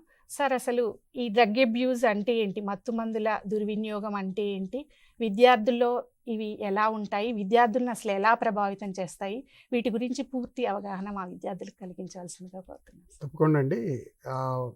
అసలు మొట్టమొదలు డ్రగ్ అబ్యూస్ గురించి మాట్లాడుకునే ముందు డ్రగ్ అనేది ఏంటి అనేది తెలుసుకుందాం ఫస్ట్. ఈ డ్రగ్ అనేది ఏంటంటే ఎనీ కెమికల్ సబ్స్టెన్స్, మన ఎనీ రసాయన పదార్థాలు, అంటే మనం తినే ఆహారం కాకుండా బయట తయారు చేయబడినవి ఏదైనా పదార్థాలు, అంటే మనం ఇప్పుడు ఉదాహరణకు తీసుకున్నప్పుడు డ్రగ్స్ మనం మెడికల్ షాప్లలో కూడా తీసుకుంటాం. వాటి దేనికి వాడతాం? దాన్ని డయాగ్నైజ్ చేయడానికి, మనకి ఏదన్నా జబ్బు ఉన్నప్పుడు దాన్ని గుర్తించడానికి, దాన్ని ప్రివెంట్ చేయడానికి, దాన్ని క్యూర్ చేయడానికి, దాని ద్వారా వచ్చే నొప్పుల్ని తగ్గించడానికి, లేదా దాని నుంచి కొద్దిగా మనకు కొద్దిగా పక్కకి అంటే వేరే విధంగా మనసు గుంజేలాగా చూడటానికి. ఇవి ఒక విధమైన డ్రగ్స్. రెండో విధమైన డ్రగ్స్ ఏంటంటే ఈ మధ్య కొత్తగా విద్యార్థులు కావచ్చు, యువత కావచ్చు బాగా తీసుకునేది ఏంటంటే మనసు ఉల్లాసంగా ఉండటానికి కానీ, బాధను మర్చిపోవటానికి కానీ, కొంచెం డిప్రెషన్ అటువంటివి మనకి ఏమైనా ఉన్నప్పుడు ఒత్తిడి లేమి నుంచి బయటపడటానికి కానీ కొన్ని డ్రగ్స్ ఇవన్నీ వస్తున్నాయి. వీటిల్లో ముఖ్యంగా మనం తీసుకున్నప్పుడు మనం జనరల్గా వాడే డ్రగ్స్ గురించి మీ అందరికీ కూడా తెలుసు కాబట్టి దాని గురించి ప్రత్యేకంగా చెప్పాల్సిన అవసరం లేదు. కానీ మనం మనం తీసుకున్నప్పుడు వేరే డ్రగ్స్ అంటే అదర్ దాన్ మనం రెగ్యులర్గా వాడే డ్రగ్స్ అన్నిటి జనరల్గా ఇప్పుడు యూత్ అంతా రిక్రియేషనల్ డ్రగ్స్ అంటున్నారు. అవే నార్కోటిక్ సబ్స్టాన్సెస్, అవి narcotic drugs and psychotropic substances అంటారు వాటిని. దీంట్లో ఏంటంటే మెయిన్గా ఈ నార్కోటిక్ సబ్స్టాన్సెస్ ఏవైతే ఉన్నాయో ప్రభుత్వం ద్వారా వీటన్నిటి ద్వారా మనకు ఆరోగ్యానికి మన భవిష్యత్తుకు ముప్పు ఉందని భావించి వాటన్నిటిని బ్యాన్ చేయటం జరిగింది. ఈ బ్యాన్ చేసిన డ్రగ్స్ అనేవి ఇవి ఒక మనిషిని అంటే చాలామంది ఏం చేస్తారంటే ఒక ఒత్తిడి లోనైనప్పుడు కానీ, ఒక విధమైన భావోద్వేగం ఉన్నప్పుడు కానీ, లేదా ఏదైనా ఒక ప్రాబ్లం వచ్చినప్పుడు కానీ దాన్ని ఓవర్కమ్ చేయడానికి జనరల్గా వాడుతున్నారు. ముఖ్యంగా స్టూడెంట్స్ అయితే ఇంకా అదేదో ఎక్స్పెరిమెంట్ చేద్దామని, ఒకసారి చూద్దాం అసలు ఇది ఎట్లుంటుందో అని, లేదంటే ఎవరో పక్క ఫ్రెండో ఎవరో ఒకళ్ళు మనకి చెప్తారని, అంటే వాడు ఏదో చేస్తున్నాడు కదా మనం కూడా చేద్దాం అంటే ఆ ఫ్రెండ్షిప్లో ఫిట్ కావటానికి, తర్వాత ఈ జనరేషన్లో ఫిట్ కావటానికి ఇది యూజ్ చేస్తున్నారు. ఇది కాకుండా చాలామంది ఒక ఆనందం కోసం, ఏదో కాసేపు క్షణికమైన ఆనందం కోసం వీటన్నిటిని స్టార్ట్ చేయటం జరుగుతుంది. సరే, వీటిల్లో చాలామంది ఏమనుకుంటారంటే ఒకేసారి స్టార్ట్ చేస్తున్నాం, ఒకేసారి ఏదో ఎక్స్పెరిమెంట్ చేస్తున్నాం, లేదా ఏదో క్షణికమైన ఆనందం కోసం మనం ఇది స్టార్ట్ చేస్తున్నాం అని చెప్పి స్టార్ట్ చేస్తారు. స్లోగా వాటికి బానిసలు అవుతున్నారు. ఇది జనరల్గా ఈ ఏజ్ వచ్చేసి స్టూడెంట్స్ అందరూ 13 సంవత్సరాల నుంచి 23-24 సంవత్సరాల మధ్యలోనే పిల్లలు ఇటువంటి చెడు అలవాట్లకు లోనయ్యే అవకాశాలు చాలా ఎక్కువ ఉంటాయి. ఒకసారి ఒక అడాల్ట్ అయిపోయిన తర్వాత 25 ఇయర్స్ క్రాస్ అయిన తర్వాత ఇటువంటి చెడు వ్యసనాలు కానీ చెడు అలవాట్లు కానీ వచ్చే ఛాన్సెస్ దాదాపు 70% తగ్గిపోతాయి. కాబట్టి ఈ పిల్లలందరూ ఈ ఏజ్లో చాలా జాగ్రత్తగా, అంటే ఎవరో ఫోర్స్ చేయటం ద్వారా కానీ, ఎవరో చెప్పటం ద్వారా కానీ, లేదా క్షణికమైన ఒక విధమైన ప్రెషర్కి కానీ, లేదా ఒక క్షణికమైన ఒక భావోద్వేగానికి కానీ లోను కాకుండా, లేదా ఆనందం కోసం ఏదో చేయాలనుకొని కనుక స్టార్ట్ చేస్తే వాళ్ళ భవిష్యత్తు ప్రమాదంలో పడే అవకాశం ఉంటుంది. ఇది ప్రతి ఒక్క విద్యార్థి తెలుసుకోవాలి. డ్రగ్ అబ్యూస్కి పాల్పడితే అంటే వాళ్ళకి ఎటువంటి శిక్షలు ఉంటాయి, చట్టపరంగా ఎటువంటి విధానాలు ఉన్నాయి మన దగ్గర విద్యార్థులకి? ఇప్పుడు నార్కోటిక్ డ్రగ్స్ అని మనం ఇందాక అనుకున్నాం. ఈ నార్కోటిక్ డ్రగ్స్ ఏంటంటే ఏదైతే మన మెదడు మీద తీవ్రంగా ప్రభావం చూపిస్తాయో అవన్నీ narcotic drugs and psychotropic substances అంటారు. ఇటువంటివి మేము ఆల్రెడీ ఇంతకుముందు చెప్పాను నేను. ఇది ప్రభుత్వం దీన్ని బ్యాన్ చేసింది. ఎందు గురించి అంటే దీని ద్వారా వాళ్ళ మెదడు కరప్ట్ అయిపోయి వాళ్ళ మెదడు కూడా పూర్తి ఏకాగ్రత దెబ్బతిని, ఆరోగ్యం దెబ్బతిని భవిష్యత్తు నాశనం అయ్యే అవకాశాలు ఉన్నాయి.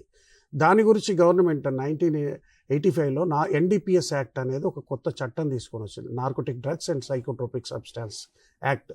ఈ యాక్ట్లో ఏంటంటే మొట్టమొదటి సెక్షన్ 8 అని ఒకటి ఉంటుంది. సెక్షన్ 8లో ఏంటంటే డ్రగ్ అనే ఒక పదం, అంటే నార్కోటిక్ సబ్స్టాన్స్ ఏదైతే ఉందో బ్యాన్ చేయబడింది. అది ఎవరి దగ్గర ఉన్న వాళ్ళ పక్కన ఉన్నా, దాన్ని సేవించినా, లేదా దాన్ని అమ్మాలని చూసినా, దాన్ని కొనాలని చూసినా, దాన్ని స్టోర్ చేయాలని చూసినా, ఏది చేసినా అది ఒక శిక్షార్హులే. దీంట్లో సేవించినప్పుడు వేరే, దాన్ని డ్రగ్ని తీసుకున్నప్పుడు వేరే మళ్ళీ శిక్షలు ఉన్నాయి. తర్వాత అదేవిధంగా దాన్ని అమ్మటానికి ప్రయత్నించినప్పుడు వేరే శిక్షలు ఉన్నాయి. దాన్ని మన దగ్గర ఉంచుకొని ఆ డ్రగ్ని స్టోర్ చేసుకోవటం కానీ, దాన్ని ప్రిజర్వ్ చేయటం కానీ, ఏది చేసినా కూడా దాంట్లో చాలా కఠినమైన శిక్షలు ఉన్నాయి. ఇంకొకటి ఏంటంటే విద్యార్థులందరికీ కూడా ప్రత్యేకంగా చెప్పాల్సిన విషయం ఏంటంటే ఈ డ్రగ్స్ అనేది అది చూసినప్పుడు ఫస్ట్లో కొంచెం మంచిగా అనిపిస్తుంది. అంటే ఏదో చాలామంది చెప్తారు సంతోషం కోసం తీసుకోవాలి, లేదా మనకి ఏదైనా భావోద్వేగాలు, తర్వాత ఒత్తిడో ఏదో ఉంటే ఇది తీసుకోవడం ద్వారా బయటపడతామని చెప్పేసి వాళ్ళకి ఎవరో ఒకళ్ళు ప్రోత్సహించటం, ఫ్రెండ్స్ కానీ ఫ్యామిలీ కానీ ప్రోత్సహించటం, లేదా సొసైటీలో ఇంకెవరైనా ప్రోత్సహించడం జరుగుతుంది. ఇవన్నీ కాకుండా చాలామంది ఎక్స్పెరిమెంట్ కోసం కూడా చేస్తుంటారు.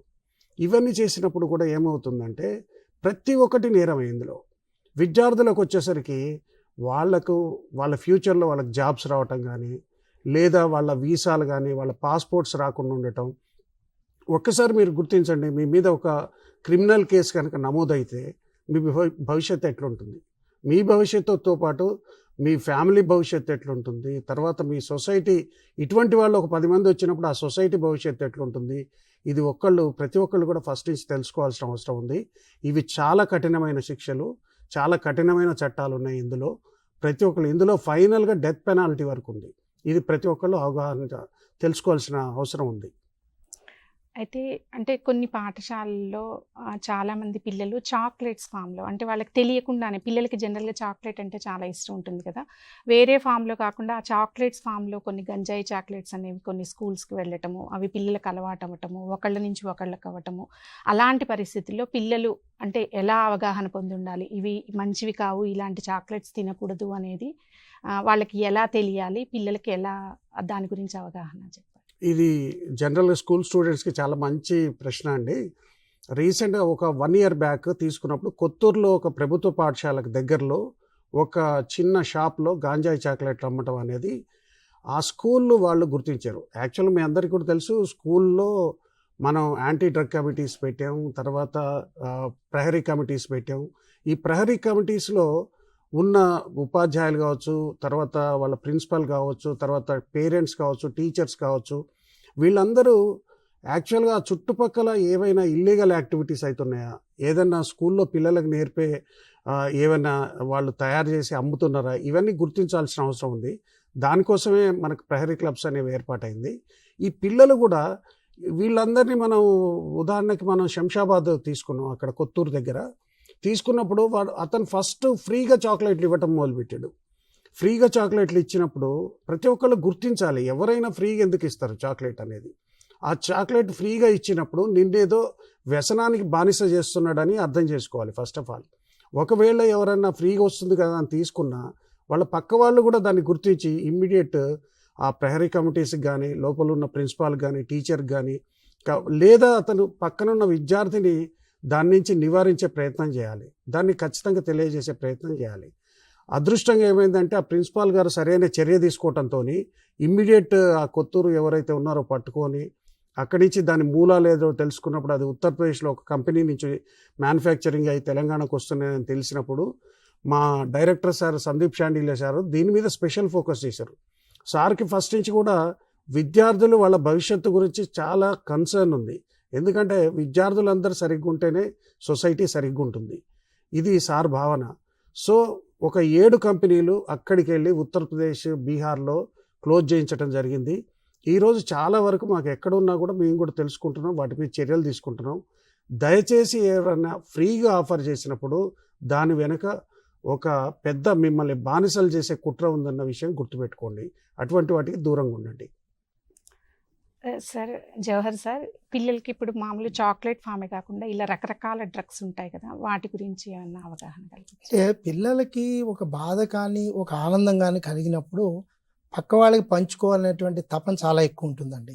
ఒక విధంగా ఇదే వాళ్ళ బలహీనత కూడా. ఎప్పుడైతే వాళ్ళకి తెలియకుండా వాళ్ళ ఆనందాన్ని ఇంకొకరికి చెప్పాలన్నప్పుడు ఇలా వ్యక్తపరచాలి అని ఒక సాధనాన్ని ఎవరైనా వాళ్ళకి పరిచయం చేసినట్లయితే అది వాళ్ళు కొనసాగించడానికి అవకాశం ఉంటుంది. ముఖ్యంగా 13 నుంచి 19 దాకా టీనేజ్ ఏదైతే అంటామో, ఈ టీనేజ్లో వీళ్ళకి ఒక ఓవర్ కాన్ఫిడెన్స్ ఉంటుంది, ఏదైనా నా కంట్రోల్లో ఉంటుంది అనే ఒక అపోహలో వాళ్ళు ఉంటారు. సో వాళ్ళకి ఏమి తెలియనప్పుడు మనం బండి ఇచ్చామనుకోండి, డ్రైవింగ్ చాలా ర్యాష్గా చేస్తారు. అలాగే ఏదైనా ఒకటి తిన్నప్పుడు ఇది నా కంట్రోల్లో ఉంటుంది, నేను ఆపేసుకోగలను అనేటువంటి ఒక అపనమ్మకంతో వాళ్ళు దాన్ని ప్రారంభిస్తారు. ప్రారంభించినప్పుడు ఇనీషియల్గా ఏమనుకుంటా అంటే నేను దీన్ని ఆపేసుకోగలను, నేను కంట్రోల్ చేసుకోగలను, నేను దీన్ని ఎప్పుడైనా సరే వద్దనుకుంటే చెప్పగలను అంటారు. కానీ ఒక్కసారి మీ మెదడు, మీ యొక్క ఆలోచనలు ఆ స్థితికి వెళ్ళినప్పుడు పదే పదే కావాలని కోరుకోవడం ద్వారా మీరు అందులోకి ఒక బానిసగా మారిపోతూ ఉంటారు.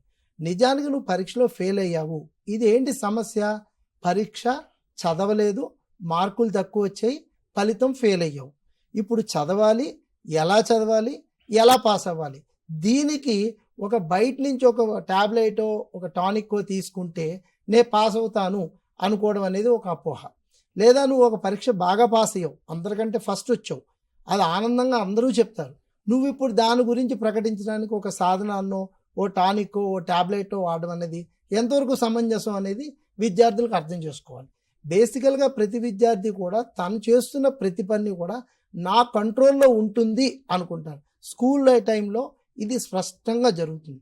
ఎప్పుడైనా సరే ఏ విద్యార్థులైనా చిన్న ప్రవర్తన మార్పు వచ్చినా మనకి ప్రధాన సంకేతం ఏంటంటే వాళ్ళ యొక్క ప్రవర్తనలో మార్పు, వాళ్ళ మాట ధోరణిలో కానీ, వాళ్ళ ఇతరులతో కలవడంలో కానీ, వాళ్ళు చదువుల్లో ఉన్నప్పుడు ప్రవర్తించే విధానం కానీ, వాడి తల్లిదండ్రులతో మాట్లాడే విధానం కానీ, స్కూల్లో కానీ ఇతరులతో కానీ వాళ్ళు ప్రవర్తించే విధానంలో కానీ చిన్న మార్పు వచ్చిన అంటే వెంటనే డ్రగ్స్ తీసుకుంటున్న వ్యక్తులు ఎలా ఉంటారు, వాళ్ళ లక్షణాలు కూడా వాళ్ళ కొంచెం చెప్పండి. ప్రవర్తన స్పష్టంగా వాళ్ళలో ఒక ర్యాష్నెస్ వచ్చేస్తుందండి.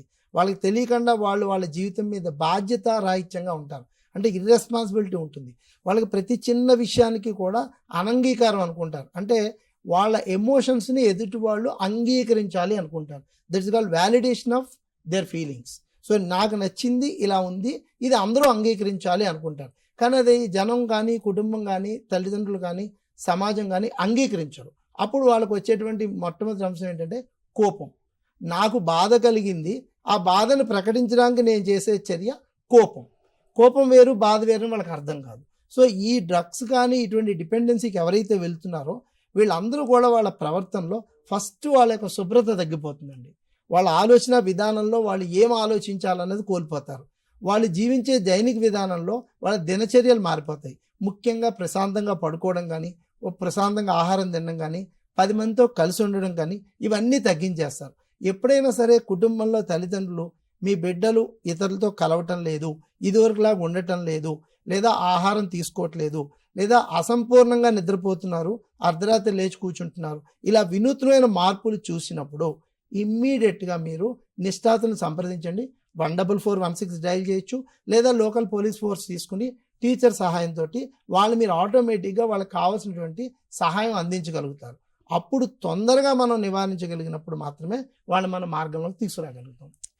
చూశారు కదా, అంటే తల్లిదండ్రులు తర్వాత టీచర్స్ అందరం కూడా పిల్లల్లో ఏదైనా ఆడ్ బిహేవియర్, అంటే అందరితో సమానంగా ఉండకుండా ఒక్కళ్ళు ఉండటానికి ఇష్టపడటం కానీ, ఒక్కళ్ళే రూమ్లో ఫోన్ చూసుకుంటూ టైం పాస్ చేయటం కానీ, అనవసరంగా కోపం తెచ్చుకోవటం కానీ, ఇలాంటి విషయాలు, అంటే ఇలాంటి బిహేవియర్ డిజార్డర్స్ కనుక మనం పిల్లల్లో చూసినట్టయితే వాళ్ళు దీనికి గురయ్యారు అని తెలుసుకునే అవకాశం ఉంది. కాబట్టి మనం పిల్లల బిహేవియర్ని చాలా మానిటరింగ్ చేసుకోవటం అనేది చాలా అవసరము. సార్, ఇప్పుడు చాక్లెట్సే కాకుండా డిఫరెంట్ టైప్స్ ఎలా ఉంటాయి డ్రగ్స్లో? అంటే పిల్లలకు అవగాహన ఇలా ఉంటాయి కాబట్టి ఇలా తీసుకోకూడదు అనేది, అంటే డిఫరెంట్ ఫార్మ్స్ ఎలా? డిఫరెంట్ ఫార్మ్స్ అంటే జనరల్గా తీసుకున్నప్పుడు డ్రగ్స్ 4 ఫార్మ్స్లో ఉంటాయండి.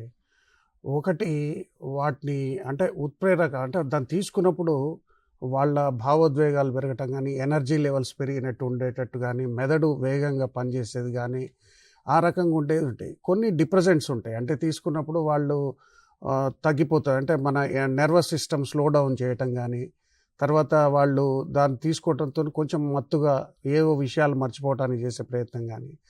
ఇది కాకుండా ఓపియాయిడ్స్ అనేవి ఉంటాయి, అవి మనకు నొప్పులు తగ్గించేది కానీ, బాధ అంటే శారీరక బాధలు తగ్గించడానికి ఓపియాయిడ్స్ యూజ్ చేస్తారు. ఇది కాకుండా హాలోసినోజన్స్ అని ఉంటాయి, అవి కూడా ఏంటంటే అదొక డిఫరెంట్ ఒక యుఫోరియాలోకి తీసుకుపోతాయి వాళ్ళందరినీ, అంటే ఒక వేరే లోకానికి తీసుకుపోయిన ఫీలింగ్ ఉంటాయి. ఈ రకమైన 4 మెయిన్గా మనం తీసుకునే కామన్ డ్రగ్స్ ఉంటాయి. ఇవి కాకుండా జనరల్గా ఇన్హేలెంట్స్ ఉంటాయి, అంటే ఏదో వాసన చూస్తే వాళ్ళు కొంతమంది ఏదో పెట్రోల్ వాసనలు అటువంటివి కూడా చూస్తుంటారు, కొన్ని గ్లూస్ చూస్తుంటారు, ఇవన్నీ రకాలకు కూడా ఉంటుంది. అంటే ఇది ఒక్కొక్క భావోద్వేగానికి ఒక్కొక్క విధమైన ఇది ఉంటాయి. అంటే మనం ఇందాక సార్ చెప్పినట్టు మనకు వాళ్ళ ప్రవర్తనలో ఒక్కోసారి వాడు సడన్గా కోపం వచ్చేస్తుంది. కోపం వచ్చినప్పుడు అసలు అది వేరే టైప్ ఉన్నట్టు వాడు తీసుకుంది. కొంతమంది డిప్రెసెంట్స్ అవి తీసుకొని ఎప్పుడు మత్తుగా పడుకొని ఉండటం, అందరికీ దూరంగా ఉండటం, అదొక టైపు. తర్వాత ఏదో ఒక లోకల్లో తిరిగినట్టు ఉండటం చాలామంది, ఓపియాయిడ్స్ అనేవి ఇవన్నీ వాడుతుంటారు. ఈ 4 మనకు మెయిన్ రకాలండి. ఈ 4 కూడా డిఫరెంట్ రకాలుగా ఏ విధంగా చూసినా కూడా అది బ్రెయిన్ని మొత్తం కరప్ట్ చేసి మన ఆరోగ్యాన్ని నాశనం చేసే వస్తువులే కానీ ఇంకా వేరే ఏం కాదు. డ్రగ్స్ ఒకవేళ తీసుకుంటే పిల్లలు, వాళ్ళని మనం బయటికి తీసుకురావడానికి ఏం చేయాలి శ్రీనివాస్ సార్? ఒకటి, ఇది దీంట్లో స్టేజెస్ ఉంటాయండి. నెంబర్ 1, పిల్లలు గుర్తుపెట్టుకోవాల్సింది ఏంటంటే డ్రగ్స్ అనేవి ముఖ్యంగా బ్యాడ్ కంపెనీ నుండి మొదలవుతుంది. ప్రతి పిల్లవాడు ఖచ్చితంగా ముందు గమనించాల్సింది ఏంటంటే, మీరెవరితో అన్నా ఫ్రెండ్షిప్ చేసేటప్పుడు అతను ఎలాంటి వాడు అనేది ఫస్ట్ గుర్తించాలి. మీరు అతను చెడ్డవాడు అని గుర్తించినప్పుడు మీరు ఒక మంచి స్నేహితుడిలాగా మీరు ఉండాలనుకుంటే ఖచ్చితంగా మీరు ముందు అతన్ని మార్చాలి అంటే మీకు ముందున్న సాధనం ఏంటంటే, ఇమ్మీడియట్గా మీకు దగ్గరలో ఉండేది స్కూల్లో మీ టీచర్స్కి ఖచ్చితంగా ఇంటిమేషన్ చేయాలి. ఒకవేళ టీచర్స్ చెప్పినా కూడా మీ ఫ్రెండ్ మారట్లేదు అనుకున్నప్పుడు వాళ్ళ గురించి బాగా ఆలోచించే వాళ్ళు వాళ్ళ పేరెంట్స్కి తప్పనిసరిగా ఇంటిమేషన్ ఇవ్వాలి. మూడవది, ఈవెన్ పేరెంట్స్కి కూడా వాళ్ళు చెప్పినా అర్థం చేసుకోవట్లేదు అన్నప్పుడు ఖచ్చితంగా ఇక్కడ సైకాలజీ కౌన్సిలర్స్ ఉంటారు. మా డిపార్ట్మెంట్ 1908 అనే టోల్ ఫ్రీ నెంబర్ కనుక మీరు కాల్ చేస్తే ఇక్కడ మా డిపార్ట్మెంట్ తరఫున మీకు ఖచ్చితంగా హెల్ప్ చేస్తారు. ఆ పిల్లవాడిని కాపాడడమే మన అందరి యొక్క ముఖ్య ఉద్దేశం. ఈ చట్టంలో కూడా ఏదైతే మనం NDPS యాక్ట్ అంటున్నామో, ఈ యొక్క పిల్లవాళ్ళని మనము కన్జ్యూమర్స్ని, ఎవరైనా స్టూడెంట్ కానీ యూత్ కానీ, we are treated them as victims. వాళ్ళని మనం బాధితులుగా చూస్తాం. కాబట్టి అతనికి కొత్త లైఫ్ ఇవ్వాలంటే పక్కా మనం అందరం టీచర్స్ సపోర్ట్ ఉండాలి, పేరెంట్స్ సపోర్ట్ ఉండాలి, ప్రతి స్నేహితుడు కూడా తనకి సపోర్ట్ చేయాలి. మన ఉద్దేశం ఆ పిల్లవాడికి కొత్త జీవితం ఇవ్వాలి. అయితే ఇక్కడ ముఖ్యంగా మన అందరము గుర్తుపెట్టుకోవాల్సింది ఏంటంటే, ఇలాంటి క్రమంలో ప్రతి పిల్లవాడు కూడా ఖచ్చితంగా మనకి స్టేజెస్ ఉంటాయి. అంటే ఫస్ట్ ఎక్స్పెరిమెంటల్ అని సార్ చెప్పారు ఇందాక. ఆ ఎక్స్పెరిమెంటల్ బేసిస్లో అన్ని సింపుల్గా 1-2 సార్లు చేసిన వాళ్ళకి కౌన్సిలింగ్ ద్వారా మనం వాళ్ళని మాన్పించవచ్చు.